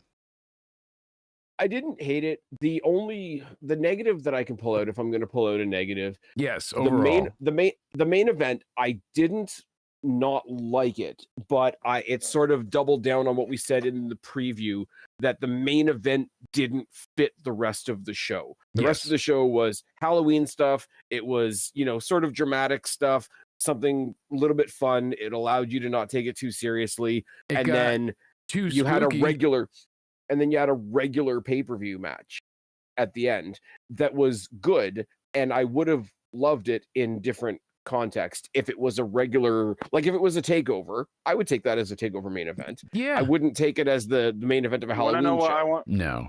I think Halloween Havoc should graduate to the main roster. No. No, main roster. I literally said in the NXT pre-show chat, and shout out to Paul for plugging us in there and into somewhere. I was genuinely excited that NXT is keeping this because they lost War Games. It's like I like that they're able to keep some things to themselves, and because there's a lot of like brand synergy and identity with them having. It would have been this, perfect this year, considering SmackDown's literally on Halloween. Yeah, I get it but it's been an Yeah, but I don't NXT want I thing don't since want it they to brought be a it themed back, show. and I saw a lot of people it's already going to be tonight a Halloween thinking, themed show, and so we'll have one yeah, too, and a costume right, contest, and which is fine, and drunken high we'll always affair. do like the Halloween like themed episodes, or whatever. But like people were saying over, like our friends over at Wrestling for Life, a bunch of people were saying in the chat like this would have done better as an elevated NXT episode, and I don't agree because it didn't. I think it deserves to be its own pay-per-view. Its origins in WCW are it being its own pay-per-view. Yeah. I think it was a lot of fun. I would pay money to see this show. Like this is none of us live in the old pay-per-view age anymore. But if this was still pay-per-view, I would pay for this show. If this was in my city, I would go to this show. Oh, yeah, well, I'm sure in one way or not. I mean, I am not a Dark State fan. I agree there. They are very, very mid of the road of everything, but they're not bad. They're not great. They just kind of exist. There's no real explanation to the gimmick. They're very Timu Shield, and I mean, they even do the throwing power bomb. That he knows that he's so sloppy. All right, so when we talk about the match, we'll get into that as well. But if I was going to pick anything that I really didn't like, it was Leon Slater, Javon Evans staying backstage during the Hardys match because they told them, hey, we got this. But Dark State attacked those dumbasses last time. It's like, what the f are you doing? Go fucking help them. Okay, they talked about your ass. We talked about this, right? Yes. When we were chatting during the show. Yes. I'm not debating that what you have there is a loophole. What I am saying is I think they did a really awesome job of sewing up the loophole with the segment that they had afterwards and the fact that their match was first. So they're coming off their match, they're coming off the win and whatever. Plus there's the built-in thing, and they've done this on TNA with Leon Slater before with the Hardys, like, hey, stay back, like we got to do our own thing. Yeah, it's not. I get that. I hate the idea because they were just attacked by them. They ruined possibly the best match at Bound for Glory. Here's the other side. Here's the other side of the coin. Yeah. Do you want to just get back at the people that got you, or do you want to wait until they have something to take? Because now they've got the tag titles. True. And now they can go and get them and get the tag titles back. It's like, oh, they were ripped away by the Hardys because the Hardys invaded from TNA. Okay, we just got them back. Okay, yeah, well, yeah, you think you enjoyed just having them back? They're going to get those titles, and it's going to be the NXTNA super team winning a tag title, and that's the next. As far as like interchanged titles and whatnot, that's going to be the next thing. Yeah, they're going to go after the tag titles. I like them going after the tag titles. I mean, I like them as a tag team. Yeah, and they worked really well. One of the things I wrote down, I like that they looked like a team tonight. And I'm glad you're right. They did explain it by saying, they told us not to go out there. It shows a little bit of lack of like, it's like. You'll be vindicated somehow by going, out there and defending your friends. That there is some worthiness in it and nobleness, but it's also they've been there for you several times. So even if they say they got it, you still see they got it until it becomes 4-on-2. Not they got it when it was 2-on-2. Like so that it's not a huge here's the thing, deal. But if that's my biggest gripe, then that's damn good for the night. But at the same time, you wouldn't even if they were going to come out and help. If they were going to be in their corner, they would have come out right at the beginning because it's a no DQ match and Dark State is going to use the numbers game anyway. You don't have to wait to see, oh my God, they're double teaming. You, as the smart baby faces, you would know that from the get. So if you're not going to be out there, then you're not going to be out there. I thought it was going to be the debut of Private Party. I was wrong. Kind of bummed about that. I did say that Dark State was going to take the titles back because they're taking them back to NXT and it's just going to be a simple, they beat them down, numbers game, done. The funny thing is, though, like to me anyways, I said crazy how much of a kid I am to still love wrestling because I just watched the Hardys kill themselves in a ladder match to go ahead and lose the NXT tag team titles. And I was talking to my close childhood friend, Jeremy. We were best of friends growing up and very close. And we had gone, I think, somewhere in the vicinity. It was like the build up to Halloween, the last week in October. We went to that SmackDown and the Hardys wrestled then. Him and I got the Hardys pendant that my grandmother got for us. And I think that's where I got the APA shirt. Granted, ridiculous to know that I watched 25 years ago, roughly on or around this date, I watched the Hardys in front of me wrestle in a tables match, or brought out tables at least. And now we see them again, like, oh shit, they still gave it their all. And the Dudleys, you know, Devon couldn't really take much. Bubba's pretty much done with his career, but the Hardys, they're what did I say? I forget how old they are. I know I mentioned it earlier. 48 for Jeff, and Matt is 51. So they're not ancient, but they're up there in terms of wrestlers. And for what they've done over the years and what they continue to do, when People Jeff does still a love 'em. swanton and lands on top of you like you're a mattress, it's hilarious. But I will have some structure. So what was I really happy about besides Tatum? I was genuinely very, very happy with the North American title match. That far exceeded my expectations by a standard fucking mile. Jeez, that talk about a particle accelerator of a match. When those two came together, that's the God molecule. And the parallels of Halloween Havoc, what is it, 93, 94, WCW? You've got Rey Mysterio, Eddie Guerrero taking each other on. So now he's dressed, they're both dressed pretty much the damn same. Like, he's trying to be Eddie, not just as a Halloween costume, but as Or a purple mask. Yes, and then his mask gets ripped the same way Eddie ripped Ray's mask then, and the parallels of just similarities, the callbacks, but they did it in such a loving way where it wasn't outright parody like in SNL. I want to stop you there for a second. Yeah. Because you mentioned the mask thing, right? Yes. One of the things I love about this mask, I love wrestling cliches, but I also love wrestling cliches being like subverted to some degree. There's a thing cliches for a in reason. wrestling. Yes, cliches are made to be broken. But the whole thing of like, oh, you're a bad guy, you're facing a luchador, oh, you try to tear off his mask, it causes a distraction and you get the roll up. Or the other one that I always think is really dumb is like, oh, I'm gonna grab onto you and I've got enough dexterity or whatever in our interaction that I'm gonna flip your mask around, so now you're blindfolded. No, he went for the mask and actually destroyed it. He got which doesn't happen nearly as much. I think the way, like, obviously they made it to rip away so that it wouldn't completely rip away. Like, he opened up the top of his head, like, you know, had like a Hannibal Lecter was eating his brain. They already cut the insides or something to make it tear away, but it was done in such a hidden sleight of hand. But they maneuver. actually delivered. Like, it looked the great. whole, it looked so. Do you know how they used to say, like, when Kurt Angle would have somebody like the Big Show on the apron? And they would tease, oh my God, he's going to suplex him right out of the ring. And they never did it because it was going to break somebody's brain. So eventually you don't fall for the tease anymore. The mask thing is kind of the same. So if they actually deliver on it for once, like, that's pretty cool. The two spots though, and I wrote them both down. What did I say? I can't read my own writing on the first one, so I'm just going to say the second one said, when he went for it was kind of a janky looking Hurricane Rana, but he Hurricane Rana'd him off the top rope, and he went midair, and Page landed up on the upright chair. Yes, that had to have hurt. So it looked like it sucked a lot. Dr. Wagner in this match went ahead and invoked Rey Mysterio's ultimate pain when he was lawn darted by Kevin Nash outside when the Outsiders took over, and he fucking just throws him into the trailer and he just boom, goes straight down like Ricochet when he took that the back bump. That flat back bump had to kill on the pavement where you just hear him go through, and you could tell it knocked the wind out of him. I forget Ricochet's done a lot of unfortunate things on his back, but was anyways. it Braun? I forget who roughed him up in the back. When they dropped him, he just went thud. You heard his back smack against the pavement. Maybe. Brutal. Was that Bronson Reed?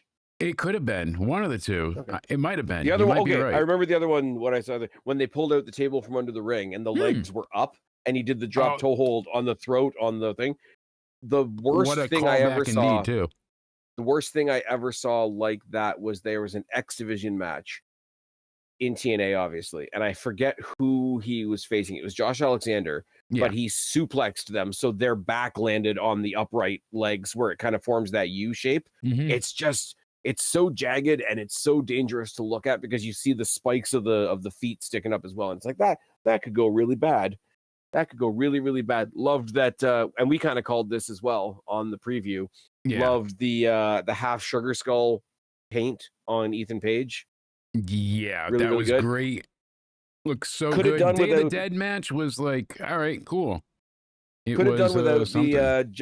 could have done without the gentleman Jack Gallagher spot of "I'm going to tie you in a knot and kick you in the ass." I get that it's a funny Yeah. spot, but a lot of people still remember who did that before and what happened to him since. So it's not a callback you really necessarily want to do. Adding the chair No. to it is kind of funny. But it was what's happening in the match? He's kicking his ass. He's whooping him. Yeah, that was Like I get it. I get that it's Ethan Page, and he's the kind of guy that you want to see get your comeuppance. He's like a Miz character in that regard, so you want to see him look foolish. I just don't think it's a spot that people want to call back to, because it's so tied to Gallagher and what ended up happening with him. Maybe it's just a me has an thing. air of uncomfortability. So I was like, Yeah, don't even yeah, there touch we it. go. Just leave it be and fuck off with everything else. So you didn't like What I that will match say- either. I feel like everybody that I spoke to really loved the North American title match. Oh, I loved the match. Like, yeah, I know you that did. one I'm just thing- saying, it feels like everybody loved it that I've spoken to. That's the first negative one comment thing- I've seen.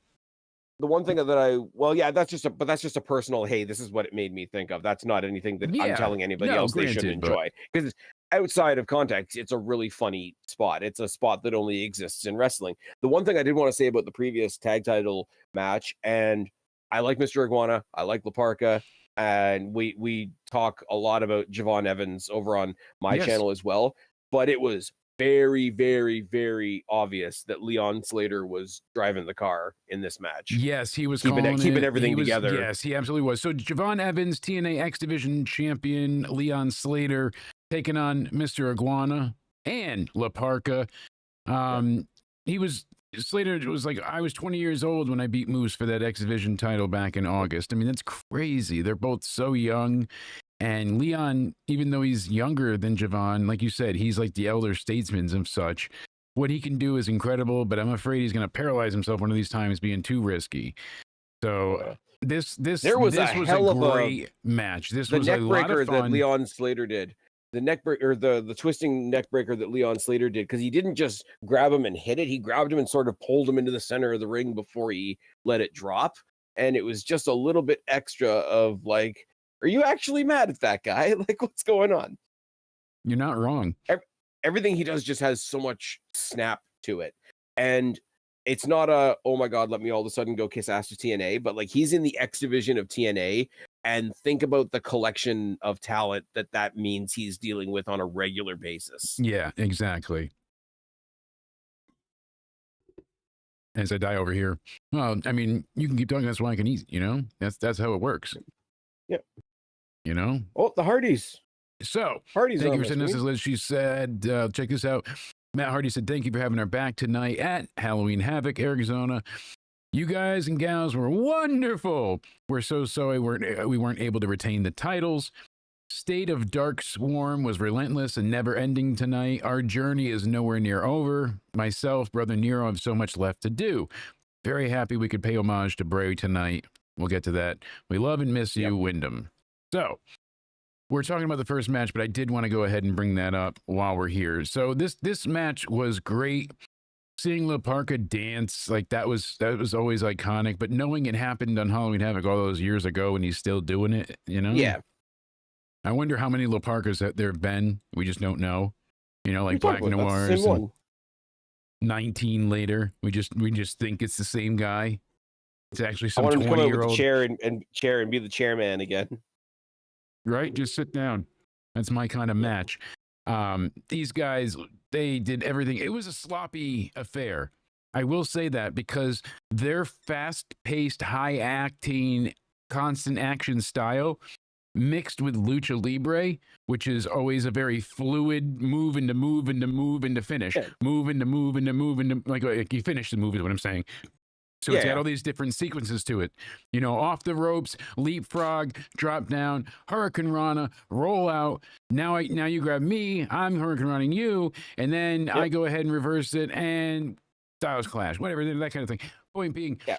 that's it. So these guys balls to the wall in it so much, and Iguana and Parka being more of the lucha libre style, it wasn't like it was a clash. It was just that One was too quick for the other, and the other was too movement-based for the other one to not keep up with, but to stay at the same pace, to stay at the same speed. So it kind of had some sloppy moments, and wrestling should be sloppy. When you think about it, I like I was botches. just gonna say. I've been protesting to people over and over again to listen to me. Botches are great because you shouldn't land every move. It's unrealistic that It shouldn't be everything goes perfect. perfect. Exactly. When people, she missed Wrestling the being moonsault. perfect makes it look like a predetermined What's thing. the difference if you overshoot or the opponent rolls out of the way? You still missed it. You know what I mean? So yeah, we didn't see them roll out of the way. You missed it, but you still missed it. That's on you. Here's the thing. Like, I mean, it's not what he's most known for, but you take somebody like Samoa Joe. Like, what's one of his funniest spots?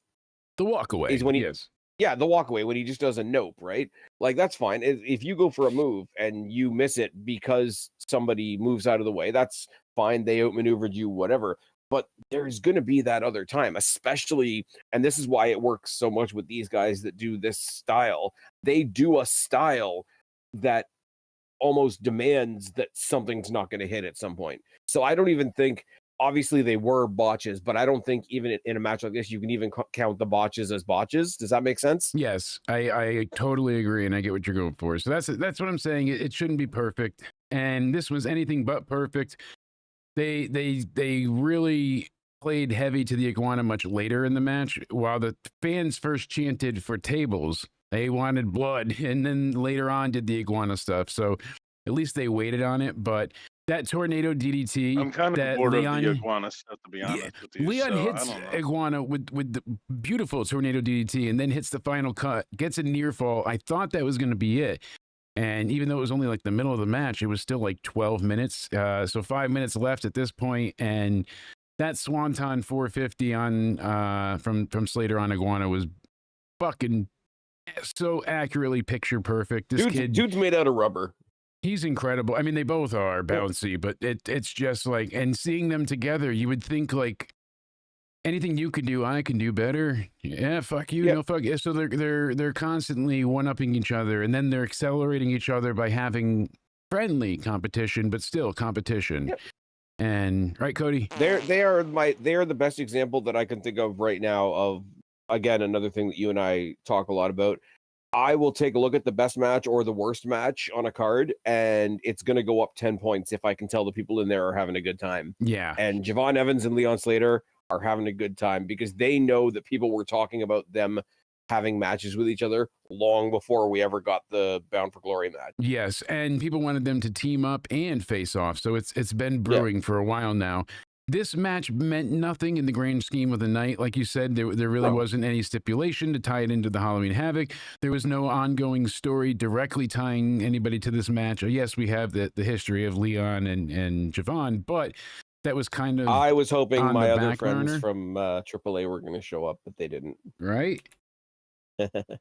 How's it going, MDB? Hope you're doing well.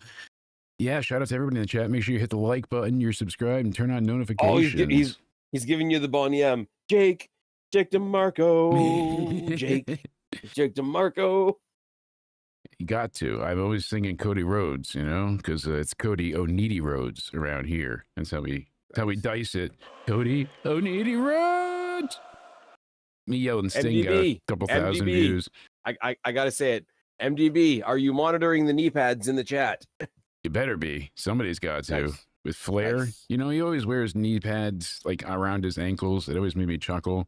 No one really commented on that, but Around his cankles. yeah, never around his ankles, around the old man parts. That was it. So, this opening affair, for as like simplistic the booking of it was, like, hey, you guys want a match? Yeah, it's four faces. It's a happy-go-lucky, do whatever you feel, get the crowd going match. Yeah, it's an open door. Like, you know, the match is going to be fun with the like I say, the iguanas. And I know Cody says he's getting sick of it, which I'm not going to argue with.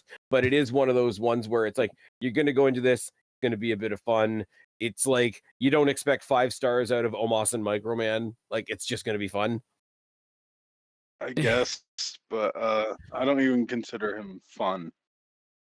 Okay, Yeah. that's fine. That's I can see it because I just don't get it. it's a circus act. That's And fine. it's a very I'm limited not saying you're circus act. wrong. It's very Yeah. small in scope. So he has the iguana. He acts a little bit like an iguana. He crawls around and sticks out his tongue. He's got green face paint.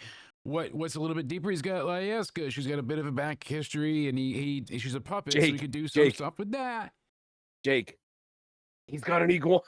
But he's got an iguana. Like, it should matter, but it It's doesn't, fine. and it's losing a little bit of steam. He's gonna have to not reinvent or anything, but add to it a little bit. Add to his repertoire. You know, he's gonna Yeah, have to because add that's in some something that can get classics. Because stale very quickly, and I think that if you're gonna keep featuring them on WWE TV, it's just going to get classic stale. Spenguli is past midnight. That's right. We're Well, that's the thing celebrating as well, though, Halloween is Havoc. I don't think they're gonna turn into like every week attraction. No, Like they're gonna pop up every now and then when there's a AAA show coming up, and I think there is a AAA show coming up because I know they've already set up Dominic versus Dragon Lee. yes. So I forget when I think it's in November. There's a lot in November. Yeah. Oh, we'll find out here. Do we want to talk about the other announcement we got tonight? We're getting the Gold Rush at Madison Square Garden. Yeah, so they're bringing back Deadline as well. So that'd be cool. at some Deadline, point. yes. Gold Rush first. Yes. Two night event at the theater at Madison Square Garden. I'm stoked. All the titles of NXT, TNA, Evolve, Everything's on the line. and AAA. Yeah, Oh, great. Love it. Oh, fun. It's going to be a hell of an affair, but they're doing it in a. It's not going to be 500 matches. They usually. I think they'll do a couple of title matches and a couple champion versus champion matches. Yeah, exactly. What I would love to see, and I said this on the MDB is going to laugh at me in the chat. That's fine because I said this over on the other on the other stream. I would love for them to do, rather than having a TNA championship match and an NXT championship match, but I would love to see them do the NXT champion versus the TNA champion because once again, it can be, look, this is what can happen when you leave AEW. Because right now it's Santana and Saints. Happy. Go for it. So here's my kind of thought with this. Like, it works. It promotes AAA. It gets people familiar with that. People that do know the gimmick, it's fun because it's in and out and quick. It was a 20-minute match, just about, I think like 18 something, but a lot of fun. Great, maneuverability with everybody involved. Some scary moments. I always get confused. Like, Layeska can attack people, but it's not a weapon. But then they treat it like a weapon at other times, so you don't get DQ'd. But then it's a toy. But then it's got. You're welcome, sentience. MDB. Yeah. So hey, at least he Well, knows. okay, to pop but here's one the and- thing. Here's the thing. There's no logic loophole with that you can't No. apply to Bianca Belair's tail whip, hair whip thing. Yeah. Like, why is that not a weapon? They Exactly. go out of their way to show you the cut marks that it leaves on people, but yet it's not a weapon. So it's a puppet. It's fine. And how she braids it to hurt people and make the loudest noise. And puts things in it. Yeah, like metal coils and whatnot. So speaking of Yeah, putting it in, Layeska is basically Mr. Sacco. That's a fair point. they put it in for this match though. I would give it like around the 4-star territory, honestly. Yeah. Bell to bell. And there I will say fun. there were some goofy spots in the match as well, but this is the match where you were going to get where he stopped the match basically cold turkey and said everybody close their eyes, and then he nutshotted him with the iguana. I'm like, it's dumb, and it should be be a disqualification. That's not what and I yes, have it's a weapon, problem but with. Like, that's okay. I mean, even when Javon hit the frog splash and it was after, that big crossbody, I was like, all right, they still can do some silly stuff with the parka. They could, it's fine in that regard. It was just, that's kind of the thing. It felt like this would be the show on weekly NXT. It didn't quite live up to the Halloween Havoc hype. It was really good. It was a ton of fun to watch. Like I said, around like 3.75 or 4 stars ish. It was great in that regards, but didn't go with MDB's got the perfect point. Night. MDB's got the perfect point. It was dumb, but it was wrestling, baby. Exactly. So next up, as we mentioned before, all ego Ethan Page taking on El These guys kill Hijo each other. del Dr. Wagner Jr. I'm just going to be calling him the doctor most of the time. They had a Day of the Dead, Dia de los Muertos. It was a match for the NXT North American title. They they basically paid homage to the several different Bray Wyatt multicolored matches with ring lighting, and they had kind of a blue and gray theme at times. Yeah. It was an interesting look. It was almost like a cosmic bowling type thing, but not quite as but not obnoxious. not as highlighter filled colors. Like it was no. more muted, but still fluorescent, if that makes sense. So I would have hated it in the building because I don't imagine the visibility was the greatest in the building. But that's those laser lights make it really hard to see. It makes it like because of all the smoke, it makes it like hazy in a way. So it's unfortunate. These two beat the living snot out of each other, and I loved Ray's classic purple being brought back here, and Ego, he should be all ego because he's so damn good, so fantastic. The half sugar skull face paint, like, come on, he looked so damn fucking just cool, like a true badass. He does. People are going to hate this comparison, right? But I will say, not to the same level of an MJF, but he's very MJF in the fact of he can go from evil guy that's got control of the match and he's going to do all these vicious underhanded things to you, and flip the switch to absolutely snotty heel that's getting his comeuppance, and it's hilarious, and he's a loser. Well, you're no time at all, because the crowd loved the Hulk up moment. You know, they know their roles so well, and they don't shut their mouths. They go nuts when told to do so, and they know what to chant and when. They made it a ton of fun because they see the mask get ripped and they are gasping in horror. Like, I can't believe if you just, display his face, he betrays his culture and all these terrible, it's sacrilege. You can't do this. And he's ripping the top half of the mask. So we can see one eye fully exposed. The other eye has a little bit of a piece in front of it. And the crowd sees Doctor just shaking with anger. He's so angry. At first, it's a little more subtle. He's just very in shock and mad. And then it builds and he sells it for a while. They really gave them time for this. It was almost a 20-minute endeavor here. And he lets it build and lets it build. And the crowd's building up. And now the crowd's like, he's going to kill you. And then they're chanting, you fucked up. You fucked up. And that's when he gets in the, right in Ethan Page's face. And he starts hitting it with clotheslines. And he gives him with a big eat to feet. And then he hits him with old school into a code breaker. Sadistically cool. Gets a really great near fall there. I thought he might have it with the way that they were building here, because he then gets him with the trash can with the coast to coast Van Terminator without injuring himself. Seth Rollins, how does that feel? He gets out of the, Ethan Page gets out of the electric chair drop that he's about to be put into by pulling at the mask again. And that's when he tosses him into the chair he had set up in the corner. We get the Frankensteiner reversal from the Doctor, and that leads to him hitting him with the Miro Salt for a great near fall again, a 2 count, like 2 and 2.8.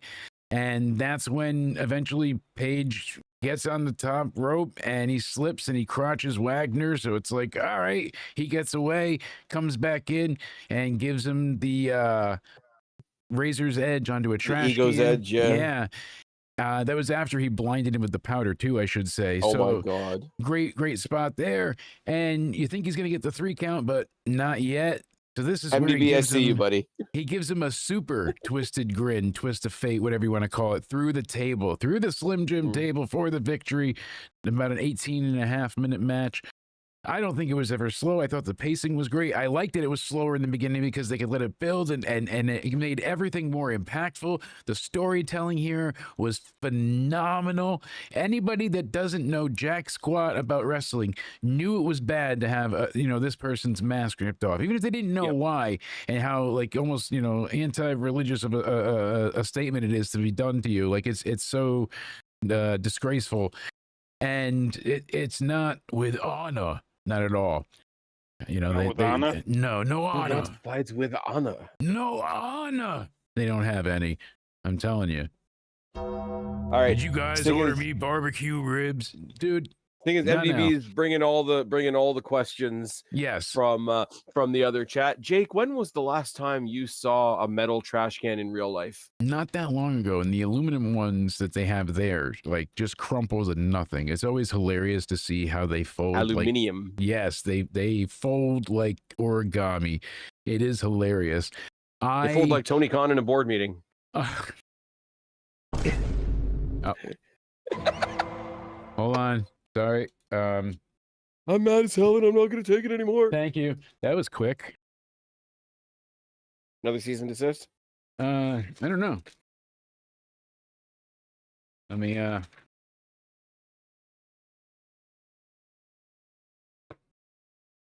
our client asks you, yeah, another cease and desist, and this one says for Spaz to not be a cunt nugget and go fuck himself. I'll shred that.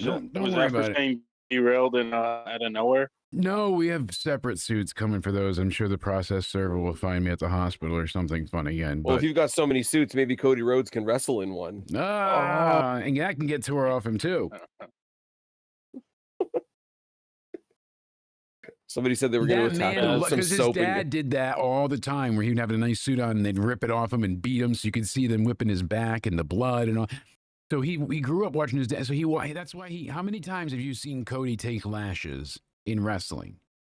Yeah, but I think he likes it. But that's what I'm saying. Like, he likes the visual. You see the of smile it. on Brandy's face? He likes what it does to the audience. It makes people uncomfortable. You can immediately see the welts. No, he just likes it. Think about how. Yeah, I think he just think likes about it. how many times he's been whipped now. I'm not saying he's not a masochist, and he likes the BDSM, but it's I get That's what why he means. Wardlow. Like, yeah, no one uses those trash cans That's why anymore. Wardlow's ever. not there anymore. It made him uncomfortable. MDB's right. No one uses those trash cans anymore. That's why Wardlow's still gone. I love this match. 5 fucking stars for these two. Ethan Page is continually my favorite. This is my favorite of the night. I just want to see one other thing happen, and that's I want to see Mustafa Ali take the title from Ethan Page. That's what I want to happen. That's what needs Mustafa Ali. Yes. I was snapped at. Not Mustafa, Mustafa. I think you'll see that when my prediction comes true and Javon actually does win the X Division Championship. No, it's Mustafa. Javon. No, Mustafa. Moose. No, not Moose. Mustafa. Moose. Not Moose. No, Mustafa. Moose. You're getting it. Moose. You're getting it. All right. Moose.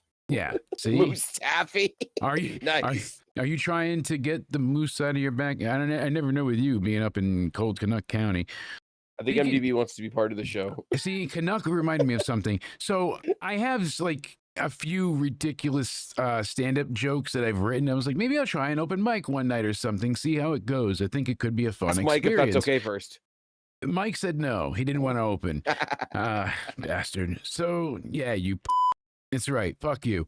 I go ahead and I was so upset because I had this really good premise and bit that I've always liked boy bands, which is true. You know, I still will sing the Backstreet Boys if it's on the radio. You know, I NSYNC, all that shit. When I was growing up, it was so popular, it was unavoidable, and it became like an instant earworm. And I was like, I always love fucking throw in 98 Degrees too, all that shit. So I was laughing how all the boy bands today was like Korean pop and Korean, you know, all this K-pop that came over here. And I was like, without honor. Well, what's the most popular over here? What's the most popular over here right now is country again. Country's really taken over. Taylor Swift wants to go back to country. Everybody wants to be country again. So I was like, why can't we have Korean country or K-cunt? Oh. And I thought that was great. And then they used it in a Netflix special, some of these jokes. And I was like, well, I don't feel original or funny. Womp womp. I ate 4 pizzas that day. Plot twist, Jake just asked AI for jokes. Plot twist, you're kind of half right. Kind of wrong. But no, I was like, oh, the parallels were pretty much like close to what the joke I was crafting, and yeah. it didn't work out well. So it's funny how easily the mind is influenced. That's why I like doing instant reviews, so I don't have anyone else's opinion. It's my notes. It's what I've taken into. Like the only thing I have up is, hey, what are we gonna see next week? You know, those type of things. But I don't watch anybody's content until we either go live or I record my own, because I know I'm easily influenced, parallel thinking, whatever you call it. Even if you're not intentionally using someone else's thoughts, or they can, you know, their biases. I've had things where I've come in here before and I'm like, I hate the Judgment Day. God damn it, this was a terrible match. And then you explain it from your point of view, Cody, and I'm like, all right, you're right. No, I see it, and so you can be biased, and not in a bad way either. You know, but you can broaden your horizons and you know, open your spectrum to a lot of different opinions. But it's still a hard thing to take too. So You people can also don't get want high to deal with with. rods. You can, and us. Next Friday, Halloween, we're going to be having a huge sloppy hangout. So go ahead and hang with the crew. Hashtag into somewhere for the costume contest. I'll be dressing up. It'll be a great time. DJ Dozer making an appearance. Listen, the prize can't be revealed till Halloween. All right.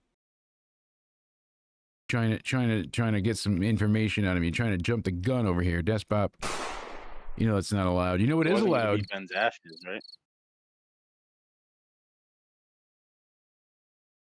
So about that was supposed to be, but I was only kidding when I thought you made, you know, a little chuckle when I made the Nesquik joke. You really drank that shit? Well, it was in a Nesquik container. Yeah, because I couldn't afford the urn yet. I explained this, like, there wasn't even the scoop in there. What did you use? Your hands, or did you just dump it all in a cup and stir it? Well, I guess Ben, with you being here, Ben is still on the show. Look at that. We've solved that crisis. Zarya solved another crisis. She went ahead and took on Blake Monroe, but she was fighting with Anna for Sol Ruka and her knee. Back to Ben, though. You still haven't told the nursing home about him, so now I'm just going to say I gave them your number. Sorry. What do I say? I'll buy you lunch. I'll make up for it. Whatever, you'll figure it out. When they call, just explain to the police whatever they ask you. You don't remember you were sleeping on the road that night, and that's it. Play cool. We got it. Blake was great in this. She acted to a T as exceptional of a role as she could have. Like for the character she's trying to portray, she knocked it out of the goddamn park.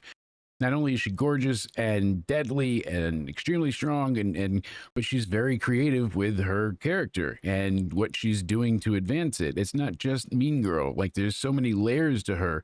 Who she was to Jordan Grace at first was not fake. Like she was always going to betray her, but there was a reason she wanted to get close to her, because she wanted to see what made this girl tick. She wanted to know how to defeat Jordan Grace. Jordan was a freaking monster. So what do I got to do? I got to get in her head and make her feel inadequate. I got to tear her down a few pegs by crashing her psyche and ruining that party that's got no self-esteem left. And that's what she did for a while, and it worked. And then Jordan didn't win, shockingly enough. And Blake stocks, the stonks keep going straight up to the moon, going up that way. I want to see more from her. I like Blake Monroe a lot. Her wearing the TNA outfit, or not TNA, excuse me, the AEW outfit is also equally hilarious. She wore this her last AEW appearance, which she had on today, the white outfit there. So she was definitely one thing I that was love a about costume that she wore, you know. She dressed up like a wrestler from a minor league. Yeah, now you're getting it. And Jordan Grace Jinky, she dressed up like Velma. We've seen that behind us at one point. Holy hell, she was looking fantastic. But them things was hanging. You knew this match was going to rock. I knew it. Cody knew it. Everybody knew it. And this match, it rocked. Zarya was you know what else everybody knew? Powerhouse. Yes. You know what else everybody knew? What's that? You look at Blake Monroe. You know one thing about Blake Monroe. Yes. What? Her legs go up and make an ass of themselves. She went ahead and she managed to just kill it. She did every single time. The backstage interview with Kalani was a little poorly acted by Kalani. I thought Jordan Grace was damn good in this, and oh god, it's making me sound terrible. But Kalani, You thought Jordan Grace was good in this? I thought she was excellent. Did you see the? She was like the perfect actress in this. I feel like she fucking No. nailed it. Neither of them were good. No, she was great. Are you crazy? Are you? No, she was fantastic. Like, what more did you want from her? You wanted emotion and not to be wooden and say you're being stoic, but you really just forgot your lines? That's what you want? Yeah, it wasn't fantastic at all. It's figured out how to use noises on Discord. Hey, So there we now I'm go. just being an asshole. I Just now. would like to say that, you know, every now and then in wrestling, you know, somebody gets injured, somebody else has to take their place. We saw that tonight with Zarya and whatever. Right now, I know Jonathan Gresham is out medically. He had a stroke a little while ago. Nothing to laugh about, whatever. But hey, Too Jordan, sweet. if you need somebody to tag in for a minute, Death by Snoo Snoo, it's all good. Pew, pew. Hey, I figured it out too. There we go. Oh, I couldn't Jesus. stop. What the hell's he saying now? I couldn't stop looking at Jordan's graces. So we made MDB, at that. this point, you should just be on the show. With all that grace, she's certainly holy. And he Oh, wants to fill Jesus. him. And I know that Hey. sounds rotten, but it's not, because we make terrible jokes all the time. And if anyone actually ever got offended, I am sorry. You can clip that, and I mean it genuinely, because we only mean to Well, have and I- fun here. Turn her into So, a Boston cream. Huh, Cody? I got more black Lewis and on Tom me. don't like me anymore. If that's just Yeah, the Lil and Dom audio, don't like me that's anymore, yeah. Because so. why? Because I got more black on me. Like, I don't know. I keep touching my face, and I'm terrible at this. Well, They're gonna clip that. and we then make I'm gonna jokes be- on here. If they want to be offended, that's fine. I don't care anymore. It's not fine, because that's not what we do here. We don't offend people. We talk shit, and then we apologize like sissies. Jake, I So think we- you're doing fine though, because as we all know, if you look up the most popular hashtags ever, hashtag all face paint matters. Yeah, and that it does. See, and I'm invoking a skeleton. Can't get whiter than that. I will say, Damn good I'm gonna match. try and not act offended here. One plot 'Cause, hole. I don't even get a name here. Oh, listen, Spaz. You of all people should have reminded me earlier, but I got it. Here we go. Look at there you are. We gotta update it. Hold on. There we go. Hey, all right. There we go. See, it wasn't on. Bam. At Spaz Phoenix. Hey, Now it's working. Got her. See, I got all these. I have like 900 things open here. So if I don't realize it, like that's that sounds not like a happening. personal problem. It is. It just all flows. I mean, look. If I don't click the right thing, everything goes to shit. Keep everything from going to shit. That's why I use XSplit. Use code BANANA for Wait, can they 20% hear our off. soundboard? They can. They should be able to. And use the link in the description box down below. It's vidiq.com/into-somewhere. You get yourselves 15% off your subscription to vidIQ. Go ahead and help supercharge your YouTube channel today. So they have a great assistant coach. They have an AI coach if you don't want to actually talk to a person, but you can. And they help you with shorts and clipping and editing, thumbnails. It's great. It's a good way to learn how to do things that you should have been taught over a decade ago. So go That's ahead good, and 'cause check I out always lose my vidIQ. shorts. Right? All the time, especially in the park. You Especially said. on payday when my check is a bit short. You said. Pause. Pause. Granted. Pause. I wish they didn't make I haven't Zarya look like paused a enough. dipshit. Why do they have to make her look like a moron? They did this on SmackDown. Oh no, I have to protect Soul. Then we go ahead and we have it again. Oh no, I have to go check on Soul. Like, no, fuck her. She'll be all right. Win the match. defend her belt. You know, like it's not a glaring issue or a major plot hole. But I can't wait for Soul Zarya, whatever you want to call them. You know, Sawzall, more like it. I want them to break up because I want Zarya to go back to being a badass. And she was very heavily muted and nerfed being with Soul because the focus has been on Soul Ruka, and not deservedly so. No, of course it is. Absolutely. She deserves it. She's earned it. Soul Ruka has had some amazing outings, some damn great matches. Look at her in the Elimination Chamber. Was she a Money in the Bank or was that? I don't remember, but she's been in so many different ladder matches and done so much crazy shit and Stand and Deliver onward. And she's killed herself. She's the first true, double champ. Forget Stephanie Vacour. She doesn't count. I respect Soul, obviously. God damn, the Soul Snatcher is a thing of beauty. The Soul Snatcher. Stephanie agrees. You see Blake Monroe's jacket, what it said on the back? I did earlier remind me. I had it. It said, I want your soul. Yes, I had it for,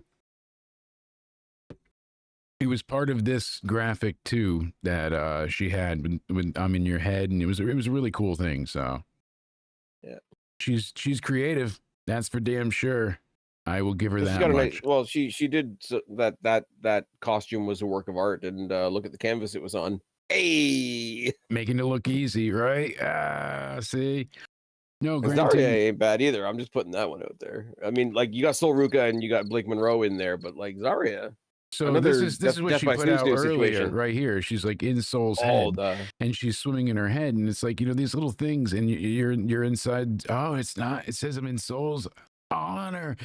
See, with honor, and I'm in Zarya's head. So look at that. You can't get it, and it worked perfect. And I love the little the semblance of storytelling she adds there. I wish Zarya didn't look like a buffoon here. That was upsetting, but it happens.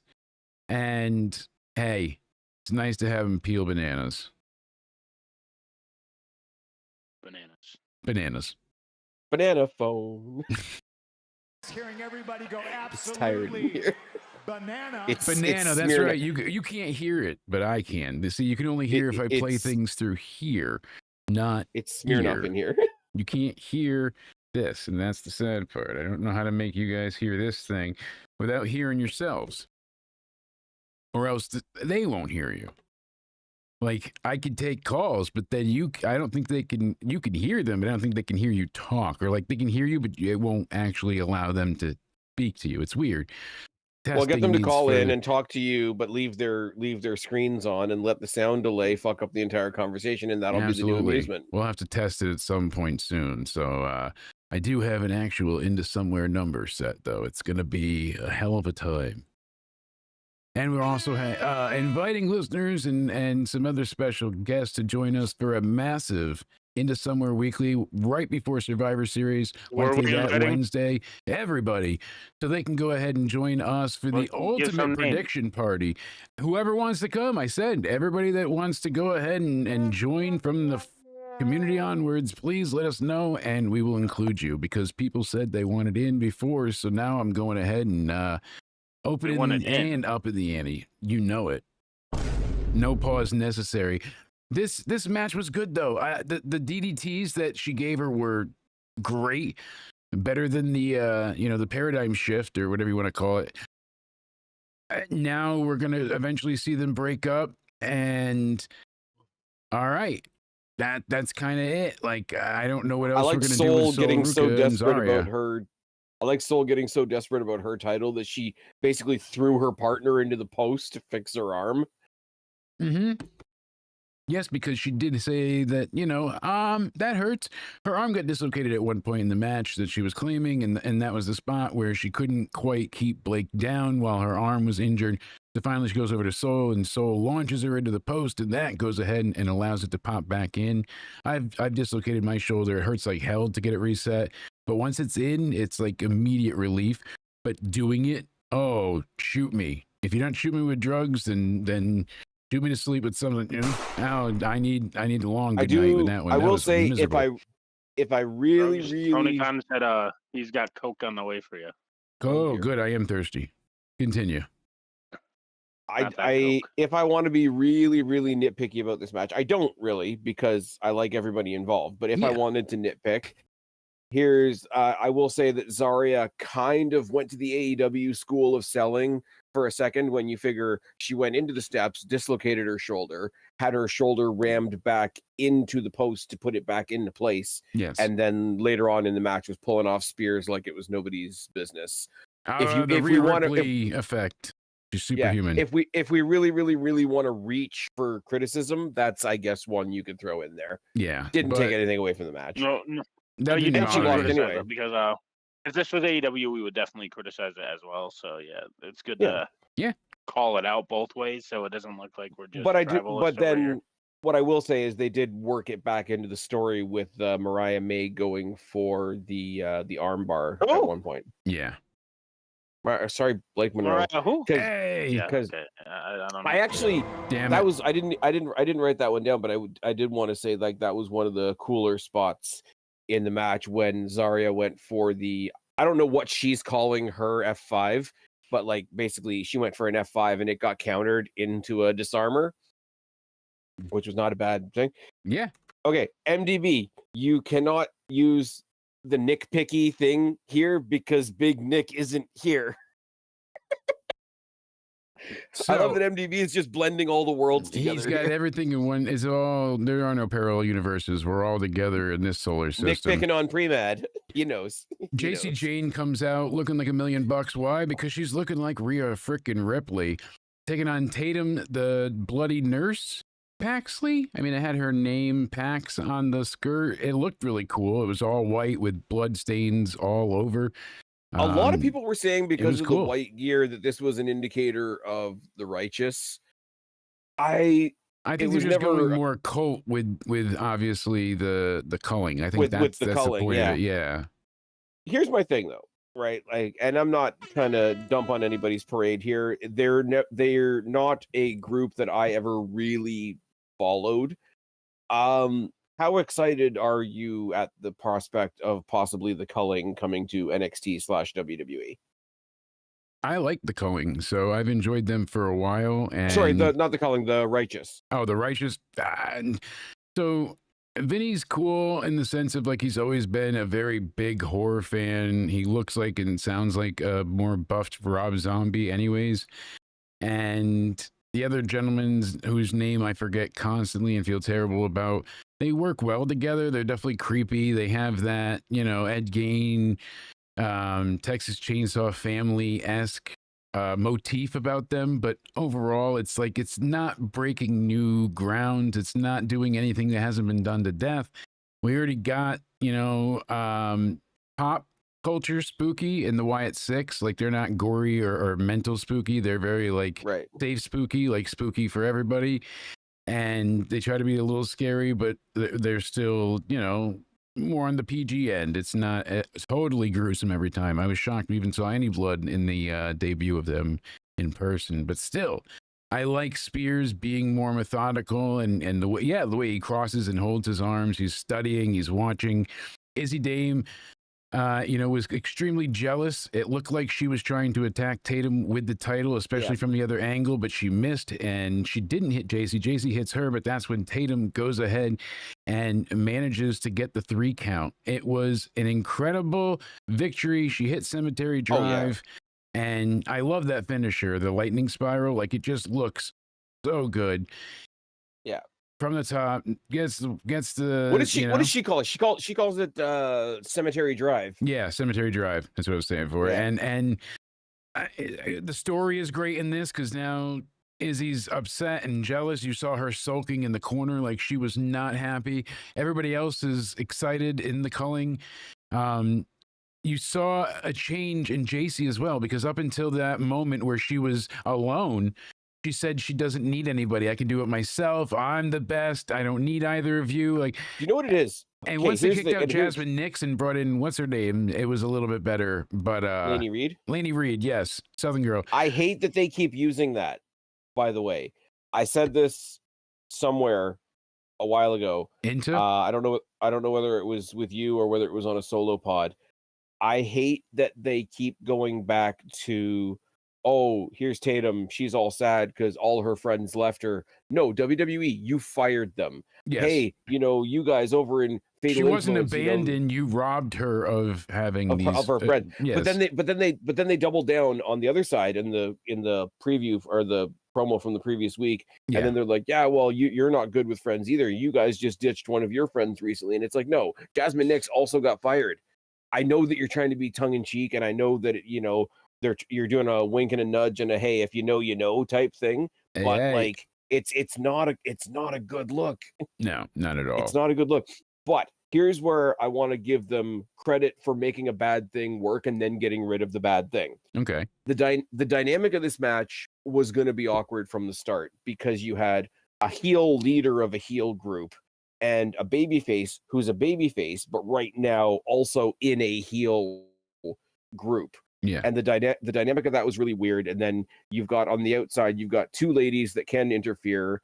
One lady on the other side that can interfere, and two guys that can't really do anything because it's WWE and they don't do intergender violence, obviously. But they do defend all their champions pretty much in every PLE almost, which is something I love seeing. I mean, consistently, we got every title on the line tonight, plus the opening tag. Like, you can't beat that, having that type of consistency. Yeah. It makes for better television and better viewings being that interested in it. Actually, Jake, technically, that's not true.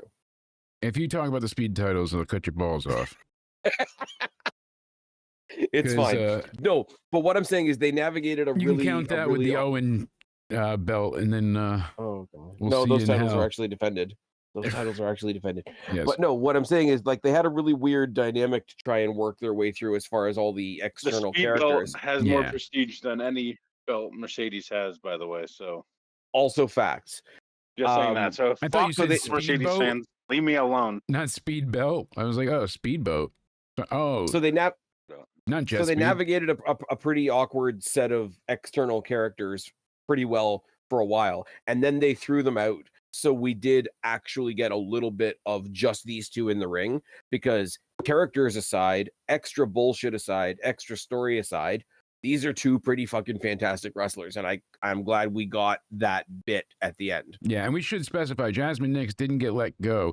She was offered to be re-signed, but didn't want to resign for less money. So she said no, she can, earn a better living making fans that are only for her elsewhere.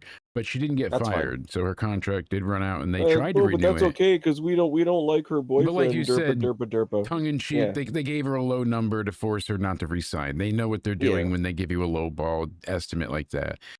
Just don't bring up people that have just left, unless you're going to do it in the. But we saw the character shift with JC, because now she's getting her ass beaten. She's like, you can't leave me. I need you. Come back. That kind of thing. And then she lost without them. So I wonder if she's going to blame them or. But I see the disillusion and dissolving, I should say, of Fatal Attraction influence beautiful people soon. One thing I was slightly disappointed about, that they were making this a broken rules match instead of doing an actual like Wyatt compound, Hardy compound. Yes. And do an actual deletion match. I think that, especially with all the production that WWE can put into it, as we've seen with some of it, like it would have been great, I'm sure. I get doing it live in front of the fans. Matt and Jeff killed themselves. Just like we stated earlier, they're 48 and 51 fucking years old. Yes, Jeff uses your body like a mattress. When he comes off for that swanton, he is landing on your torso. He's going to knock the wind out of you, and that's why you are not kicking out. But also, he took all the bumps in this match. He did. He took just about all of them, painfully enough. So I do want to say, because I know there's a lot of people in a lot of various ways that played a lot of different tributes to Bray over the night. I sent you the video of the culling on social media just entering the building. Yes. And what did Sean Spears say? As a great man once said, "We're here. We're here." And then they do the sort of kind of shout out to the Pitch Black match. Jeff Hardy did the tribute face paint the same as he did the week or the month that Bray passed away. Yeah. What I really liked because you've seen a lot of people, like when the Iconics showed up on NXT, they used the old Iconics music. When Fandango came back the first time, he used the Fandango music before he used the system music. I liked, because they were doing the Broken Hardys, they did the entrance music that Matt Hardy used when he was tag teaming with Bray Wyatt. And I think that's such a cool little touch in there. And nobody has to say anything about it. It doesn't have to be a big thing. They just sort of threw it in there, and I thought it was really cool. Absolutely. But Jeff doing the face paint was a thing that he did for Bray at the time. So to revisit that was also pretty cool. Yeah, no doubt about it. I mean, and that's kind of how it should have been for all that point. But like you said, makes you miss things, you know. That's for sure. R.I.P. and all that. It's sad to see it go, but it had to happen. So I am happy, however, that we do get at least a damn good match. We could be thankful that the Hardys are still kicking ass. They're doing, maybe they're not at the same pace that they were, but they're not slow, really. They're not aging old men that are, you can tell that they're both healthy. Jeff is sober. He said he's doing very well. Oh, yeah. It seems like it. He was miserable at the end of WWE because it was too much. You know, they were doing all the house tours still and house shows and all that stuff. The tour loops were longer. You were doing like 5 dates a week instead of 2. You know, now they do Raw and maybe one house show or weekend thing or the PLEs. That's it. The house shows are becoming a special thing. Yeah, they're not often. So yeah, having that type of, you know, effect taken into consideration, he was just burnt out. And then in AEW, he had the lawsuit, the DUI, all these issues. They were coming for him. What you gonna do when they come for you? You're gonna show them your dick, right, Flair? So, but I just like what we say about the. I know we said this earlier in a much different context when we were talking about the Jade Cargill thing and how she's not quite where she needs to be wrestling wise, but she's got the other stuff. Like she comes out, she looks like a star. She presents herself like a star. She walks into the room and the room pays attention, right? Yeah, as they should. Because she doesn't have those in-ring things yet. The Hardy Boys have always had those in-ring things, but, you know, time is catching up with everybody. Yes. But they still have those other things. There's never going to be a time where the Hardys don't walk out to the ring and have that crowd. I said, Matt, why didn't you hold Dark State's member? I forget who it was. One of them, Griffin or whatever. Wait a minute. Hold whose member? Yeah, exactly. Hold his member down from Dark State. Don't let that motherfucker get up off the table. One hand on the ladder rung, the other hand, you go ahead, you know, pull on the back of it and then hold him down. Because as soon as you saw Jeff jump, I'm like, yep, he's going to move already. He took the flat back over the 2 tables. I was just like, Jesus Christ. That's so brutal. And I know the tables break your fall to a certain extent, but that hurts like a motherfucker. There's no way it doesn't. You know what, Jake, you know what else is brutal? What's that? What's better than roses on your piano? Tulips on my organ. Hey! Same thing with that little midget that came out of the cupboard. I never watched a lick of Star Trek, but I did find out one very interesting thing about Star Trek fans. Yes. Did you know that all Star Trek fans have 3 ears? Really? They got the left ear, they got the right ear, and they got the final frontier. Can't fire you either. God, I didn't want to see Dark State win, but I predicted that they would because I knew they needed the tag titles to come back. They only did it because of the Dudley match, and it would be good and more believable if they had both titles on the line. That the Dudleys may have had a little didn't chance. come out to help the Hardys. Yeah, so that was even kind of like slightly rumored for a bit, and nothing. Yeah, I just want to see Private Party in WWE because fuck AEW. Yeah. Speaking about AEW, I really just want to know what kind of Tony Khan takes. But I mean, if we get Javon Evans and Leon Slater as the tag champions, I guess we don't need Private Party. No, and I'm fine with them because they were attacked by Dark State, and they're going to go and get the titles from them. It's great. I love it. I hope they do. Then we had Ricky Saints successfully defending against Trick Williams, and I was upset we saw Dark State win, but they needed the belts back in NXT. They got to be defended, you know, back in-house, and the Hardys just needed them, not as a prop, but to elevate the match that was one more table. And as I get more makeup everywhere. Crick.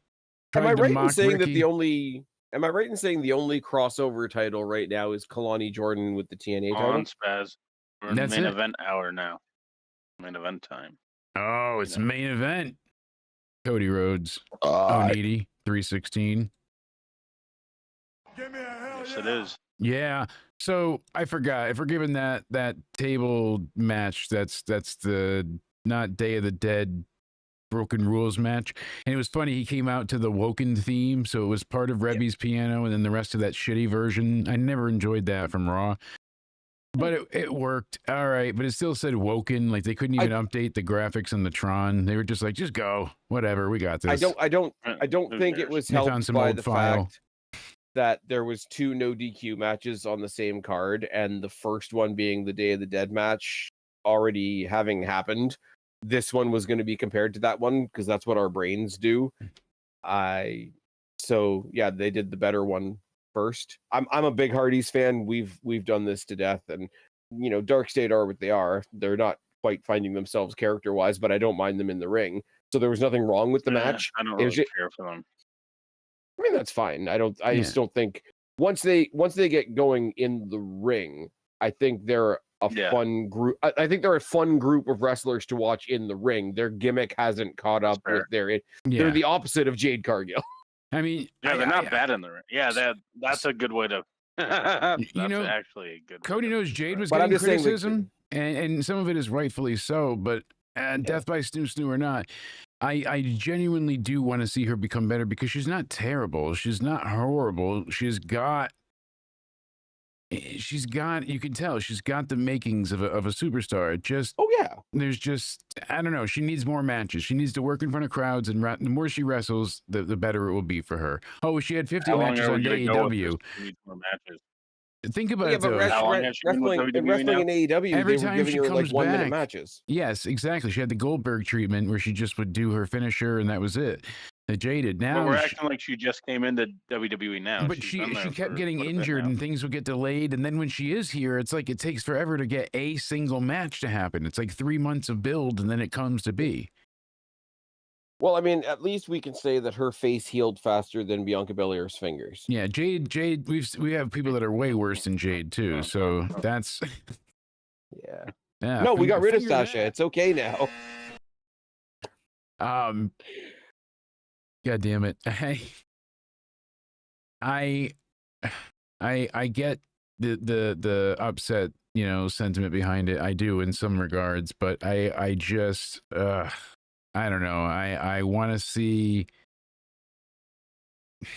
I do want to see how long the Hardys have left. People are saying like they're on their last leg. I don't think they're immediately retiring, but I envision them being probably maybe another 2 years, right? Like how much longer can they keep this up? And certainly not at this pace either. Well, if you listen to the rumors, They're after going to this independent year- shows and winning those titles, and Oh yeah, Fourth Rope and HOG, like the Hog Pig Wrestling or whatever it is. But I think it's kind of funny that after they spent all this year doing the John Cena retirement tour stuff with WWE, apparently they have similar ideas for next year for AJ Styles and Chris Jericho and the Hardys. because So think it's about it, gonna it's be- been 25 years. They're all retiring now, and it's like, yeah, it makes sense. It's a good time for these guys, and I hope they stick to the Cena. He's like, no, I told everybody. This is when my last year is. This is when my last match will be. This is my last match at Saturday night's main event in DC. No ifs, ands, or buts about it. This is what's happening. People are thinking that Trump is going to be in attendance for this. Do you think that that's a possibility? Yes. I don't know if it's a possibility, but I would laugh my ass off just because it'll twist up all the right people. It would be for him to be there to watch a wrestling match would be pretty entertaining. No doubt about it. Because they're saying that it's in DC, so he should be there because Cena's done so much for the country and for the military and for families and Make-A-Wish and all these things. Like But it would be nice to if honor him. But even if you don't do any of that, like let's not pretend that there's not a connection between the Trumps and WWE. Oh yeah. Long before he was ever president and became He's the in big the Hall of scary Fame, orange man. you know. Yeah, So of course he's in the Hall of Fame. He's a president and a Hall of Famer. yeah. Just let that sink in for a second. Speaking of someone that's do the old Elon Musk thing. Just let the sink in. hey, go But gotta here's the carry thing. it You're in. president too soon, Spaz. Yeah, that's fine. Well, Fit- can't fit- do any worse. 50 Can't do any second. worse than the Oh, freaking twit that's running our shit right now. Way to But take my Puerto point Rico is, over like, officially. way before like there was ever Oh. like a presidential thing or anything like that. You got to remember the guy hosted 2 WrestleManias. Yeah. Like now they were Caesar's 5 and or they were Palace. 4 and 5. Yeah.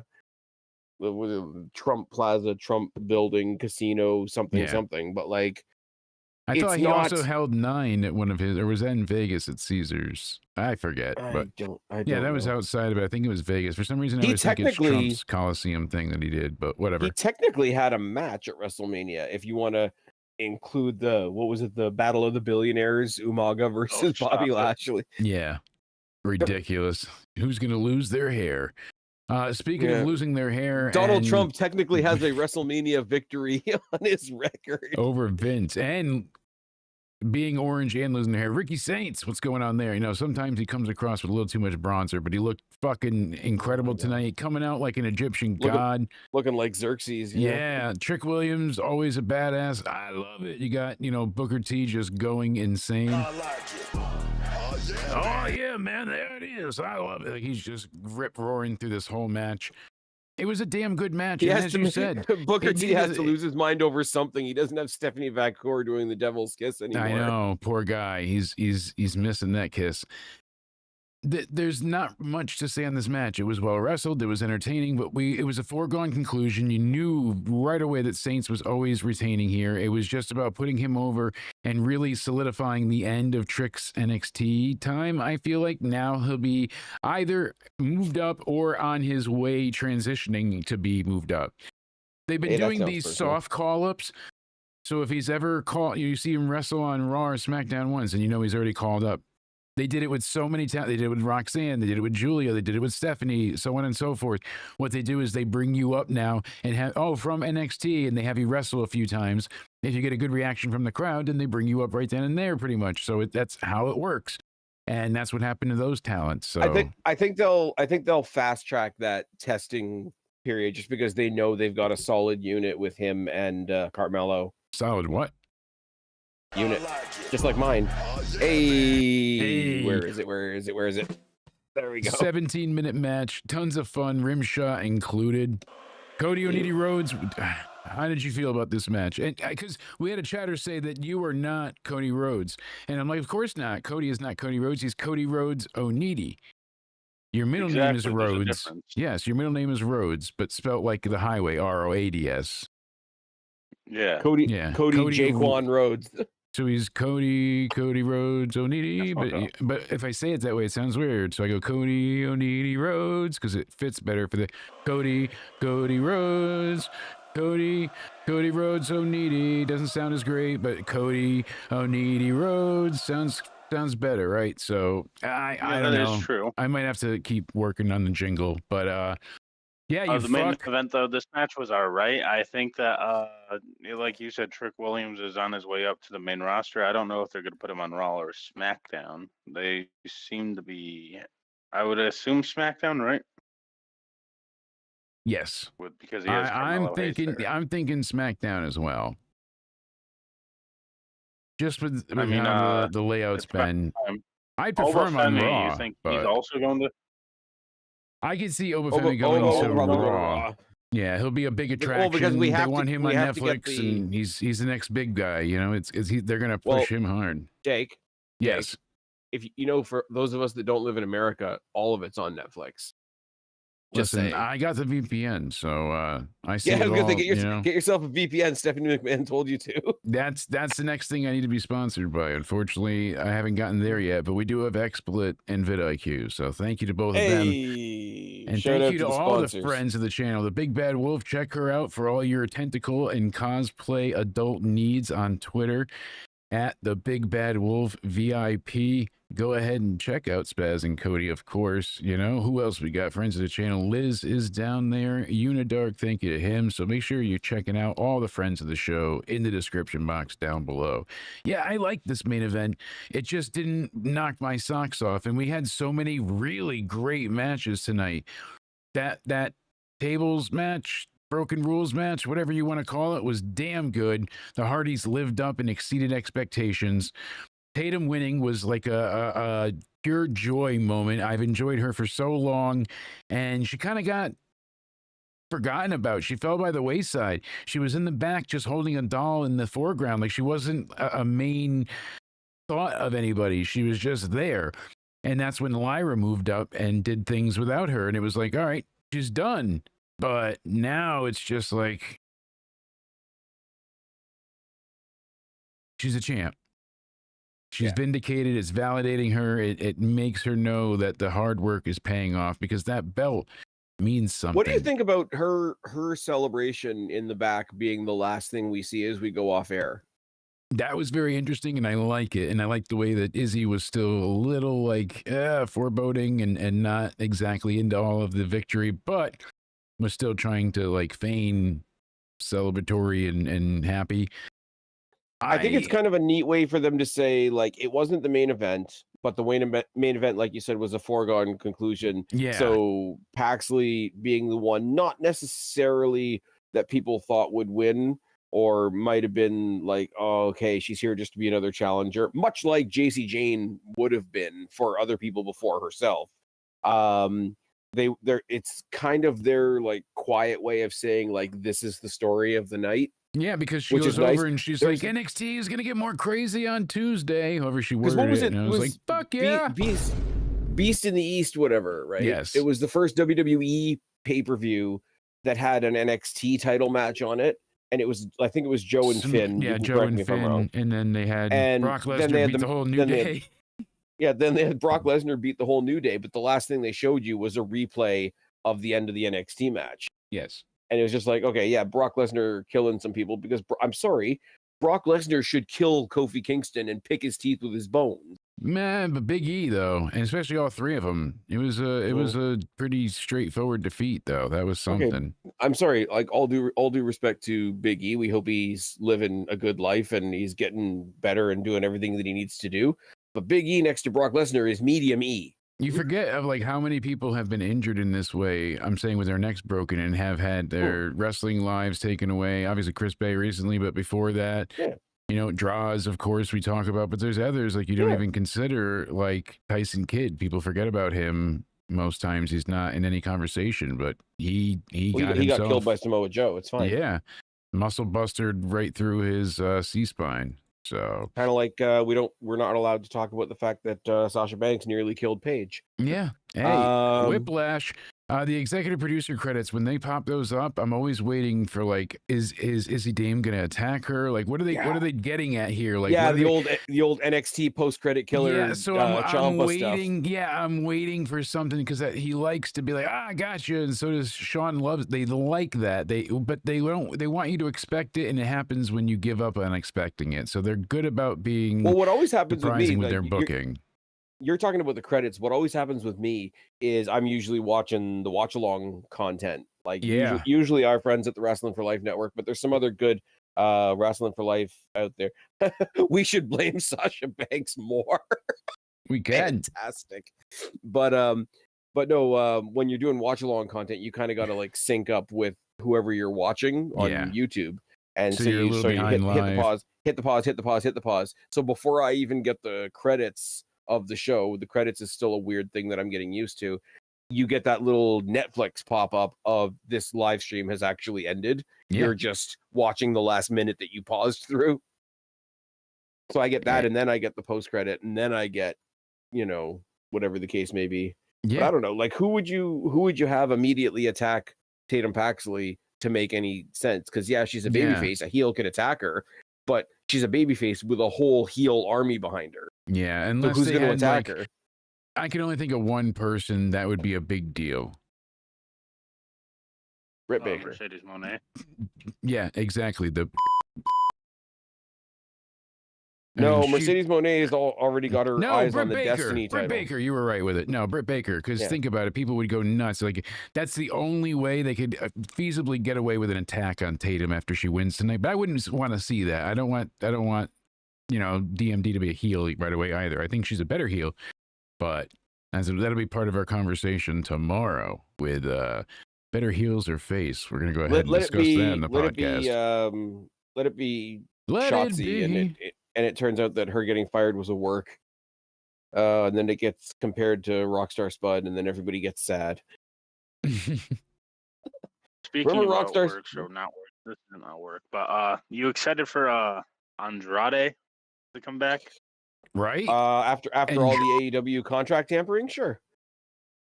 Yeah. It is too spooky. It's gonna be the funniest thing ever when he's back on. Like I said, is it right for him to have a year non-compete? No, they gave Samantha Irving a 2-year non-compete. Good. So she said she has a year left for hers. Good.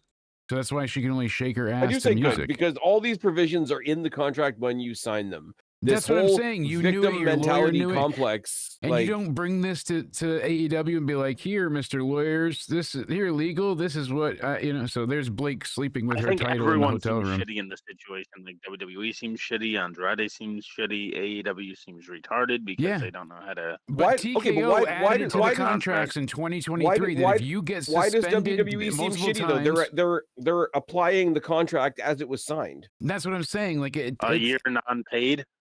But it was in if there. That's what you signed. It was a repercussion. I'm not saying it's great, but if you signed it, you can't say shit.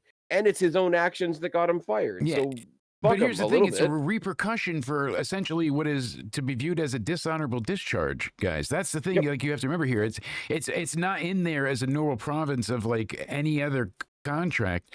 It specifically states if you have repeat wellness or behavioral violations, and apparently it wasn't a wellness thing, so it had some behavioral issue. And we know he fought with people previously in AEW to try and, said he was going to save his marriage by going to SmackDown. He went back and he goes back and forth, and that didn't work out for him. So now he went back to AEW, attacks Kenny Omega. He's in the Don Callis family, and then he has a year non-compete that they didn't realize. Everybody's in the Don Callis family. Not anymore. He got to be a stepson for only a day. Then he got cease and desist. So I don't know if we'll actually see him compete in WWE. I think he would just hold on to the year rather than cut down time for matches or anything. Honestly, that's how I feel at this point. Granted, I mean, I think that he signed the contract is like insane though. Like, what are the odds though that he thought I'm gonna be out for a year non-paid? No, you're paid though. They literally put it in his contract. If you get fired for disciplinary reasons, this will happen. But you have to. He's getting paid. Don't forget. Like when you have a non-compete, you're still getting paid. So what a non-compete really is saying even though your contract is without pay as well.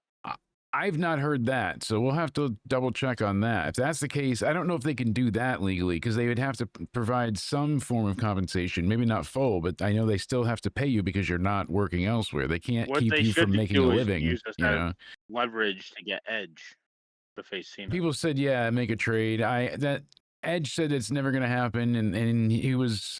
Basically, that's why he included the 5-knuckle shuffle when John. Yeah, but did I also think that's kind of bullshit because, like, okay, whether or not your boss is willing to do something else with Edge means that you all of a sudden don't have to honor a contract that you signed. Like, no. I'm sorry, like I'm not trying to be a dick. Like I don't dislike Andrade, but this is an argument that happens all the fucking exactly. time. They went ahead and it was your contract. You agreed to it. You got in trouble. So when you have a non-compete, and let's say you have on this show, you're into somewhere, you're fired. Now you have a 30-day non-compete, so you can't go start your own podcast or say anything disparaging about us. What a non-compete is basically, even though your contract's over, it's a 30-day non-compete should be illegal anyway. Well, here's what it is. It's basically you still have 30 days left in your contract, and it's letting you know that you will be terminated in 30 days. So basically, your contract isn't really over. Even though you're out of your contract, you're not. The non-compete just is like a contract extension. So it's 90 days that you still work for the company. You're still getting paid by them. So that's why people have that 90 days. So technically, you're let go. Yes. Well, most people but you didn't have know that 90 you days. can get a full year, though. But it was in his I'm contract sure that he signed agreed something to. He signed it. acknowledging Yeah. 90 days. But he signed it for the Yeah, year like too. that. They, Okay, they if that's- specified this. That I do know. They did specify to everybody that was added in when it was contract time. So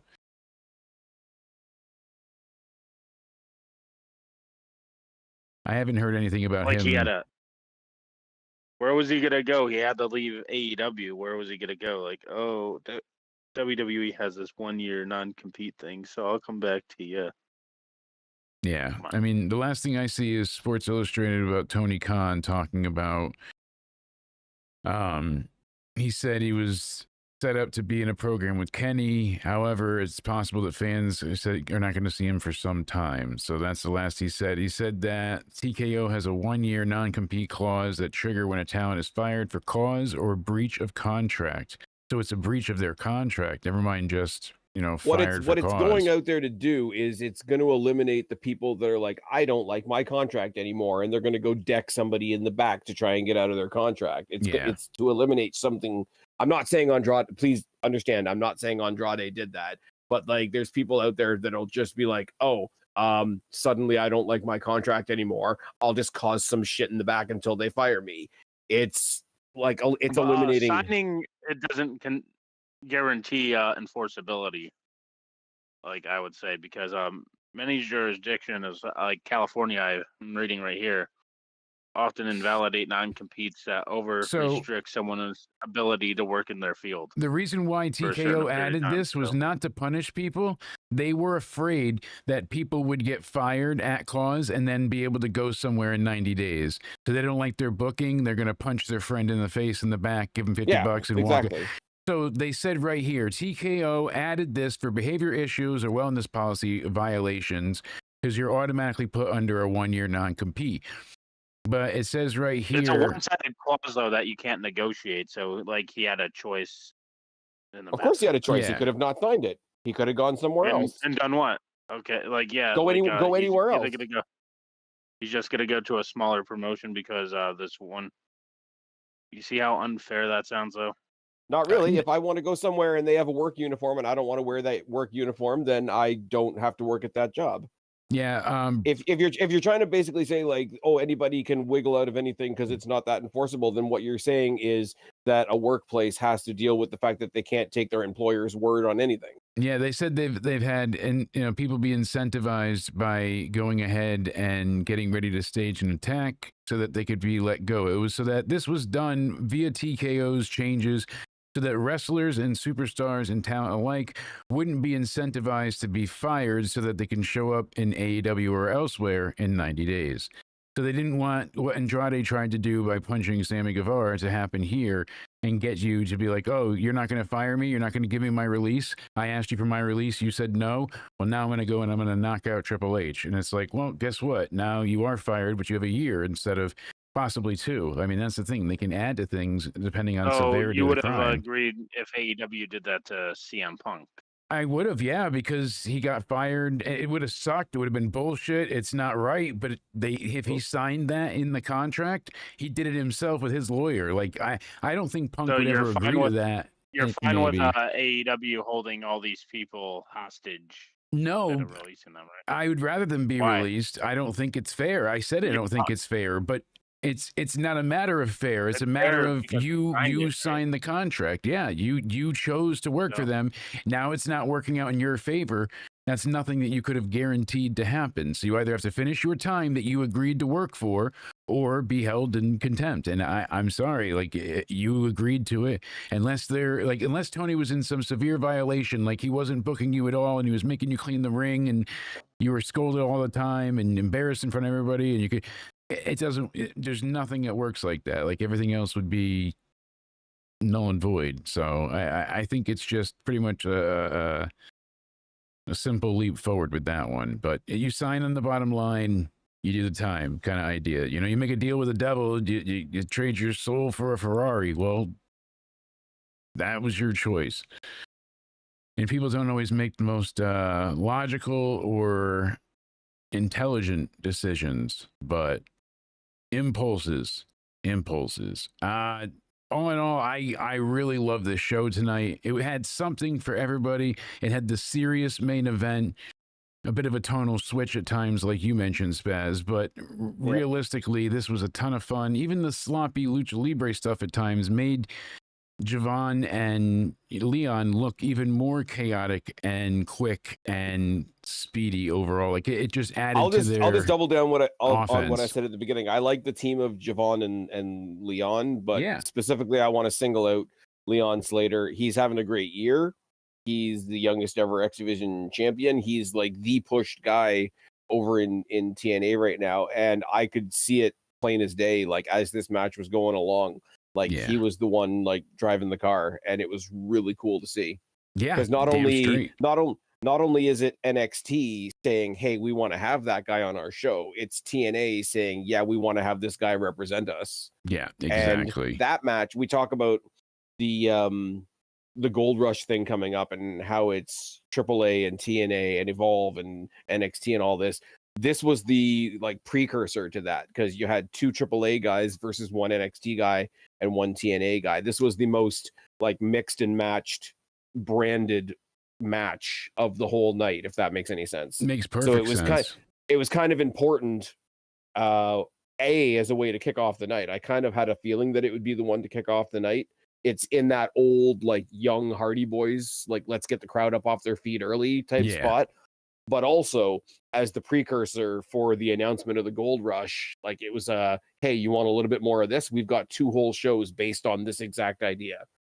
Absolutely. I agree with you. And I was asking the chat how they felt. What would you give this show? I gave it an 8 out of 10. Yeah, honestly, I don't think that that's going to have anybody yelling at me, but I'm genuinely excited that's Halloween Havoc was a success. I'm going 8.5. See, look at that. Usually we try and do a bit of an average, so we're 8.25 between everybody in between. I really would suggest to go back and watch this if you haven't seen it and just been hanging out with us. Yes, go back. Every match is worth watching. There's nothing on this card that isn't worth seeing. It's a tight 3 hours, and baby, tighter is better. I like to get in, get out, and get done. And here's the biggest question. Here's the biggest question coming off of any pay-per-view.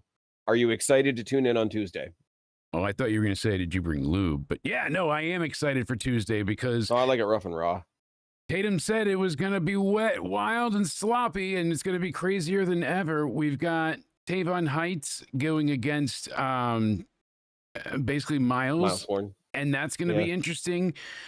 They're having they both want to get a piece Deadline. of Josh Briggs. Yeah, we've got Gold Rush before that, and there's a lot that they're building towards. Kalani is kind of the almighty bitch at this point, thinking that her shit doesn't stink, and that everybody else should, acknowledge her. 7.75 out of 10 says MDB. That's fair. Hey, out of knee pads, Ric Flair's ankle pads, because they weren't knee pads. Collision, I actually went and saw some of the highlights while we were going through here, and really quickly, I know we started off the show with Collision stuff, but you had Pac taking on Ishii. We said Ishii. Apparently, it was just Tommy with the itchy knee. Yeah, very ordinary. Mina versus Tekla was fine. People said it was what it was, but no real. I do really like Tekla. She's interesting with the spider stuff. Her and Jamie Hayter was one of the higher points of her and Sky Blue included being the trio of psychotics. It's interesting. Yes. Then they had Olympia, who's no. Hold on. When it's the 3 of them, they're the Triangle of Madness. But when it's just the 2 of them, they're the Sisters of Sin. I don't know from CMLL who Olympia is. Maybe I have seen them before. I'm not sure. Discount AAA. So I don't know who she is. Maybe her name is Olympia. She made her debut. No, who did she face? Well, that's what I'm getting into. She took on Taya Valkyrie in an open challenge, and she took out Taya and beat her. So that was her debut there. So Taya's had a match. Very nice. Yeah, and then It was 2 minutes long, so a real squash match. Ace Austin took on Brian Keith in a 12-minute affair that was not waking the crowd up. Apparently, the crowd was silent. Hook with Eddie Kingston took on Griff Garrison with Jack Jameson, Cole You know what's sad Carter, about and that? Preston Vance. Ace Austin and Brian Keith, you could have seen last year in TNA, and it would have been like featured prominently on the show. Yeah, well, Griff Garrison, the Hollywood Blondes without, Lexus King Without the being Hollywood? involved there. Hook beat him in 2 minutes. Another squash match with Red Rum puts in the Taz mission. And then we got the Young Is it Bucks true? and Is it true? FTR Hold on a doing the second. money match. I heard that there's a fatal 4-way on Dynamite to see who gets the next title shot, and Hook is in it. From what I've seen, yeah. What? What? That's not how any of this works. So Are we supposed to care about Collision? No, I don't think we're supposed to care about AEW, So let alone its individual here's brands. how it works. Fright Night this Wednesday, 10/29. It'll be a fatal 4-way. Hook, Samoa Joe, Ricochet, and Bobby Lashley taking each other on in a fatal 4-way fight for the world title versus Hangman Adam Page at AEW Full Gear. Let's get our predictions in now with this, gents. Hook is not winning. Ricochet is not winning. Maybe they want to give Samoa Joe the rematch against Hangman, but I think they're going to save it for a little, like maybe the next show. So I think it's going to be Bobby Lashley. The Hurt Syndicate aren't doing anything right now worthy. So Bobby Lashley should have been in the world title picture a lot earlier than this. So I mean, they were doing the tag team thing and the trios and all that stuff. So like what? Okay, but here's the thing. Here's the thing, right? I'm looking at this, and it's supposed to be for the number one contender to their main singles title, right? Yeah. I see a guy from a trio, a guy from a trio, a guy from a trio, a guy from a tag team. Basically, yeah. And now they're going for a singles title because he says so. Because Hook and Eddie Kingston are a tag team for reasons. Everything's great. Anyway, but everything's great. Yeah, they're having a AAA show right now where Dragon Lee is taking on the one, the only Dominic Mysterio. Yes, it's on right now live. Heroes Immortales. I don't think there's a way we can watch it. I did see some clips on that. You can use a VPN and watch it on HBO Max. Yeah. All right. Well, I will go ahead and bring that back at another time because that ain't happening right now. If I get on the VPN, we're getting booted. So sorry, folks, we're not checking out the AAA show that I would get copyright struck for. But Dominic having a big Dominic AAA flag is the most Dominic Dirty Dom thing of all times. Look at that flag. That is a thing of mustache beauty. If there's something, and I think we did this on the other show the other day, but like if you want to talk about what? Go ahead. If I want to talk about, I'm going to show everybody this clip as well because he went for a head scissor takedown and it was a botched landing and it looked really painful. Poor Dom came down, not too bad, but it was the only Sir Dragon Lee that really took the brunt of this. Looked really quick and grabs him here, and as he's taking him down, he falls, and then he hits his neck right on the bottom right there. I mean, full landing. That's rough. You know what I think is really funny? If you look back in your history, I think Dragon Lee is the one that Dominic Mysterio won the NXT North American title off of. Yes, I believe so. But anyways, no, if I was going to say, like, when you have the conversations, towards the end of the year, it's like, oh, who was the upstart of the year? Who was the best whatever of the year, whatever. Biggest success stories of the year in I would say in total, if you want to go over, I would say if you want to go with 5, Javon Evans, Dragon Lee, Dominic Mysterio, Stephanie Bakor, Chris Statlander. Yeah. I get that. But Dominic Mysterio, like the way he's over and the way the crowd these days is literally saying, no, fuck you. Make him the biggest dick you want to. We're still going to cheer for him. Yeah. Have them settle the fuck in and let's do this. This is what we want. That's all there is. Yeah. He lost to Trick Willie and then won't want it back. Exactly. Twingston, I agree, Sir MDB. Yeah, this has been pretty telling with AEW, and I don't quite know what they're getting at with this fatal four-way, but I think Lashley wins. We'll see what comes of it, but Jesus, that looks miserable. Hopefully, Lashley, when we get to Hangman. Dynamite, it gets better. Lashley Hangman. That's weird to look at. It is. I don't like Hangman. No. I don't know if I don't know if I've ever mentioned that. I don't at Blake all. Monroe is excellent. I really like her heel and all, and I enjoy Ethan Page even more. He's one of my favorites. So seeing the two of them here together, they both are like, look, we did a thing, and that's very funny. But holy hell, she said it's not. Oh no, she said it's not easy ruling North America, and she said I broke a nail, and he's bleeding. So She broke a nail and he's gushing from the forehead. That's one of the things about that match we didn't really talk about. He was busted open at some point. Like sometime in their brawl by the commentary table, by the time they got back in the ring, he was busted open. I never saw what busted him open.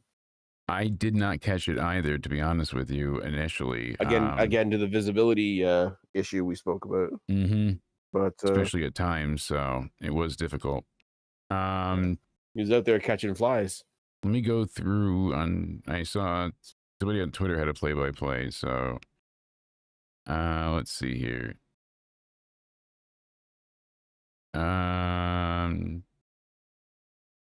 Single leg code breaker on the trash can lid, and he beat him with a skeleton leg, chopped at ringside. That was kind of funny too when he choked him out with the fake skeleton leg.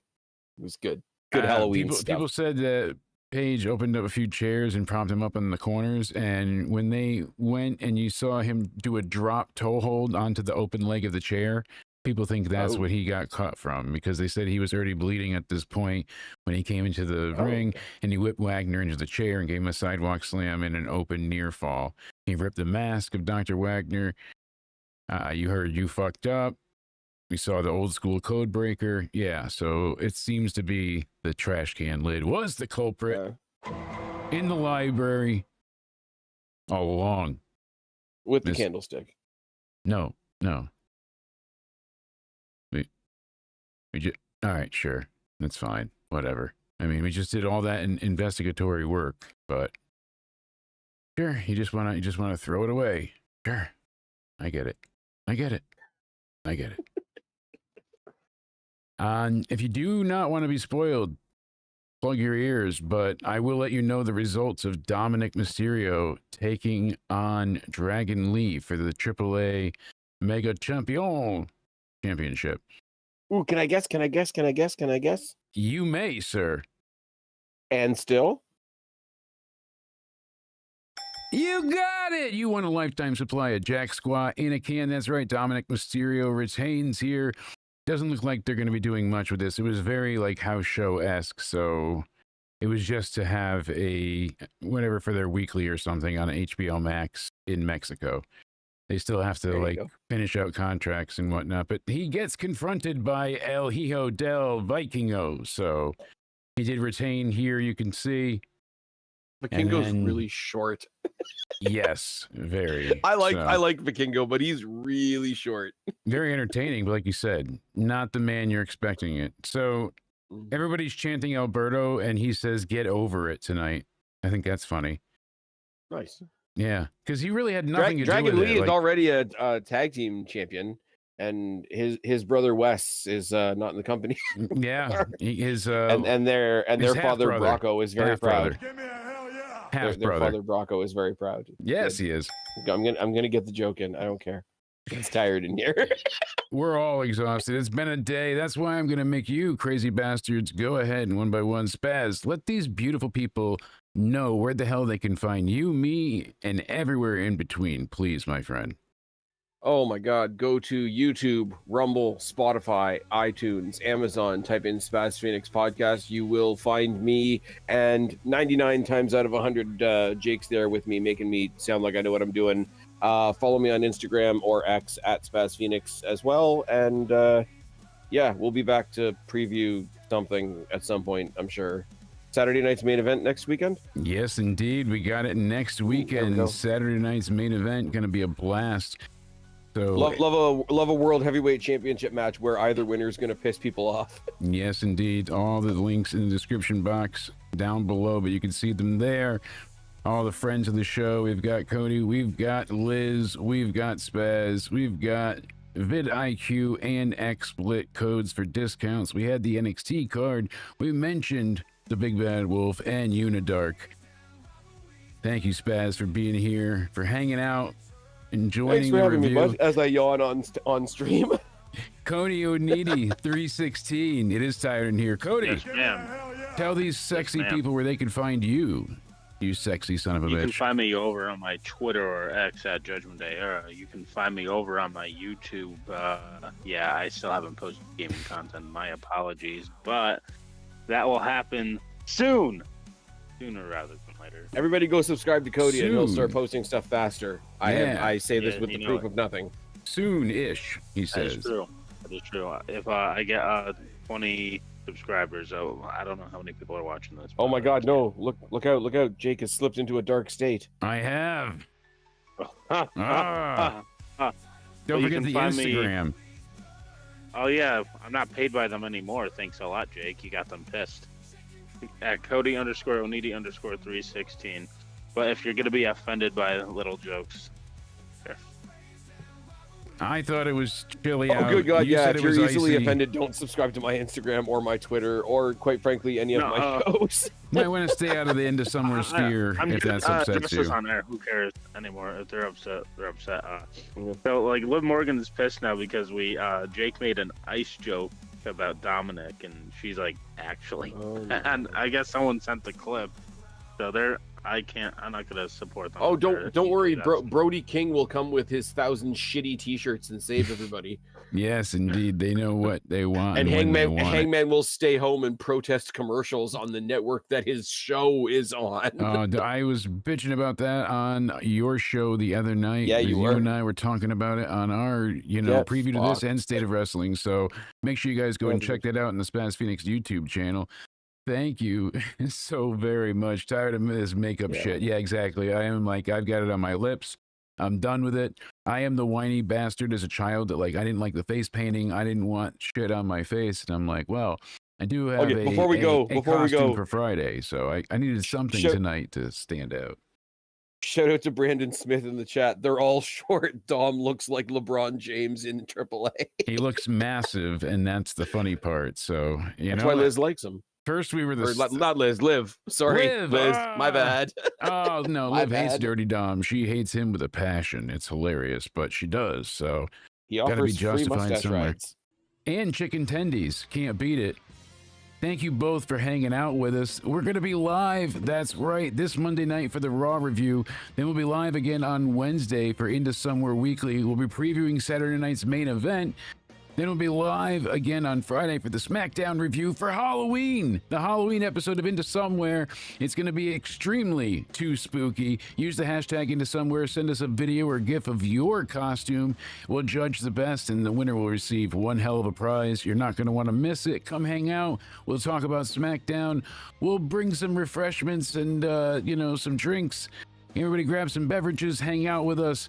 We'll have a great time. It's going to be a beautiful night. Make sure you're following us on Twitter/X at Countdown Ended. You can also find us on Instagram. We're on Rumble at Countdown Ended as well. Find me on Spotify using hashtag Into Somewhere and on TikTok at Jake.CountdownEnded. Thank you to everybody for checking out the shorts, hitting the like button, subscribing. It means a great deal. We're almost at 12K subscribers. Absolutely insane. A lot of views tonight. I appreciate it, you guys. Thank you so much for everything. I can't say that enough. I emphatically thank you all.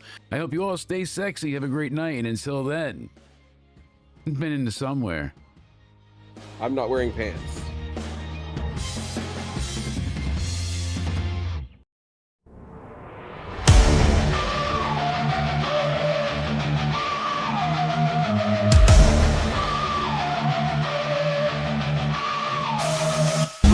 Dream is here, the canvas bleeds tonight into nightmare.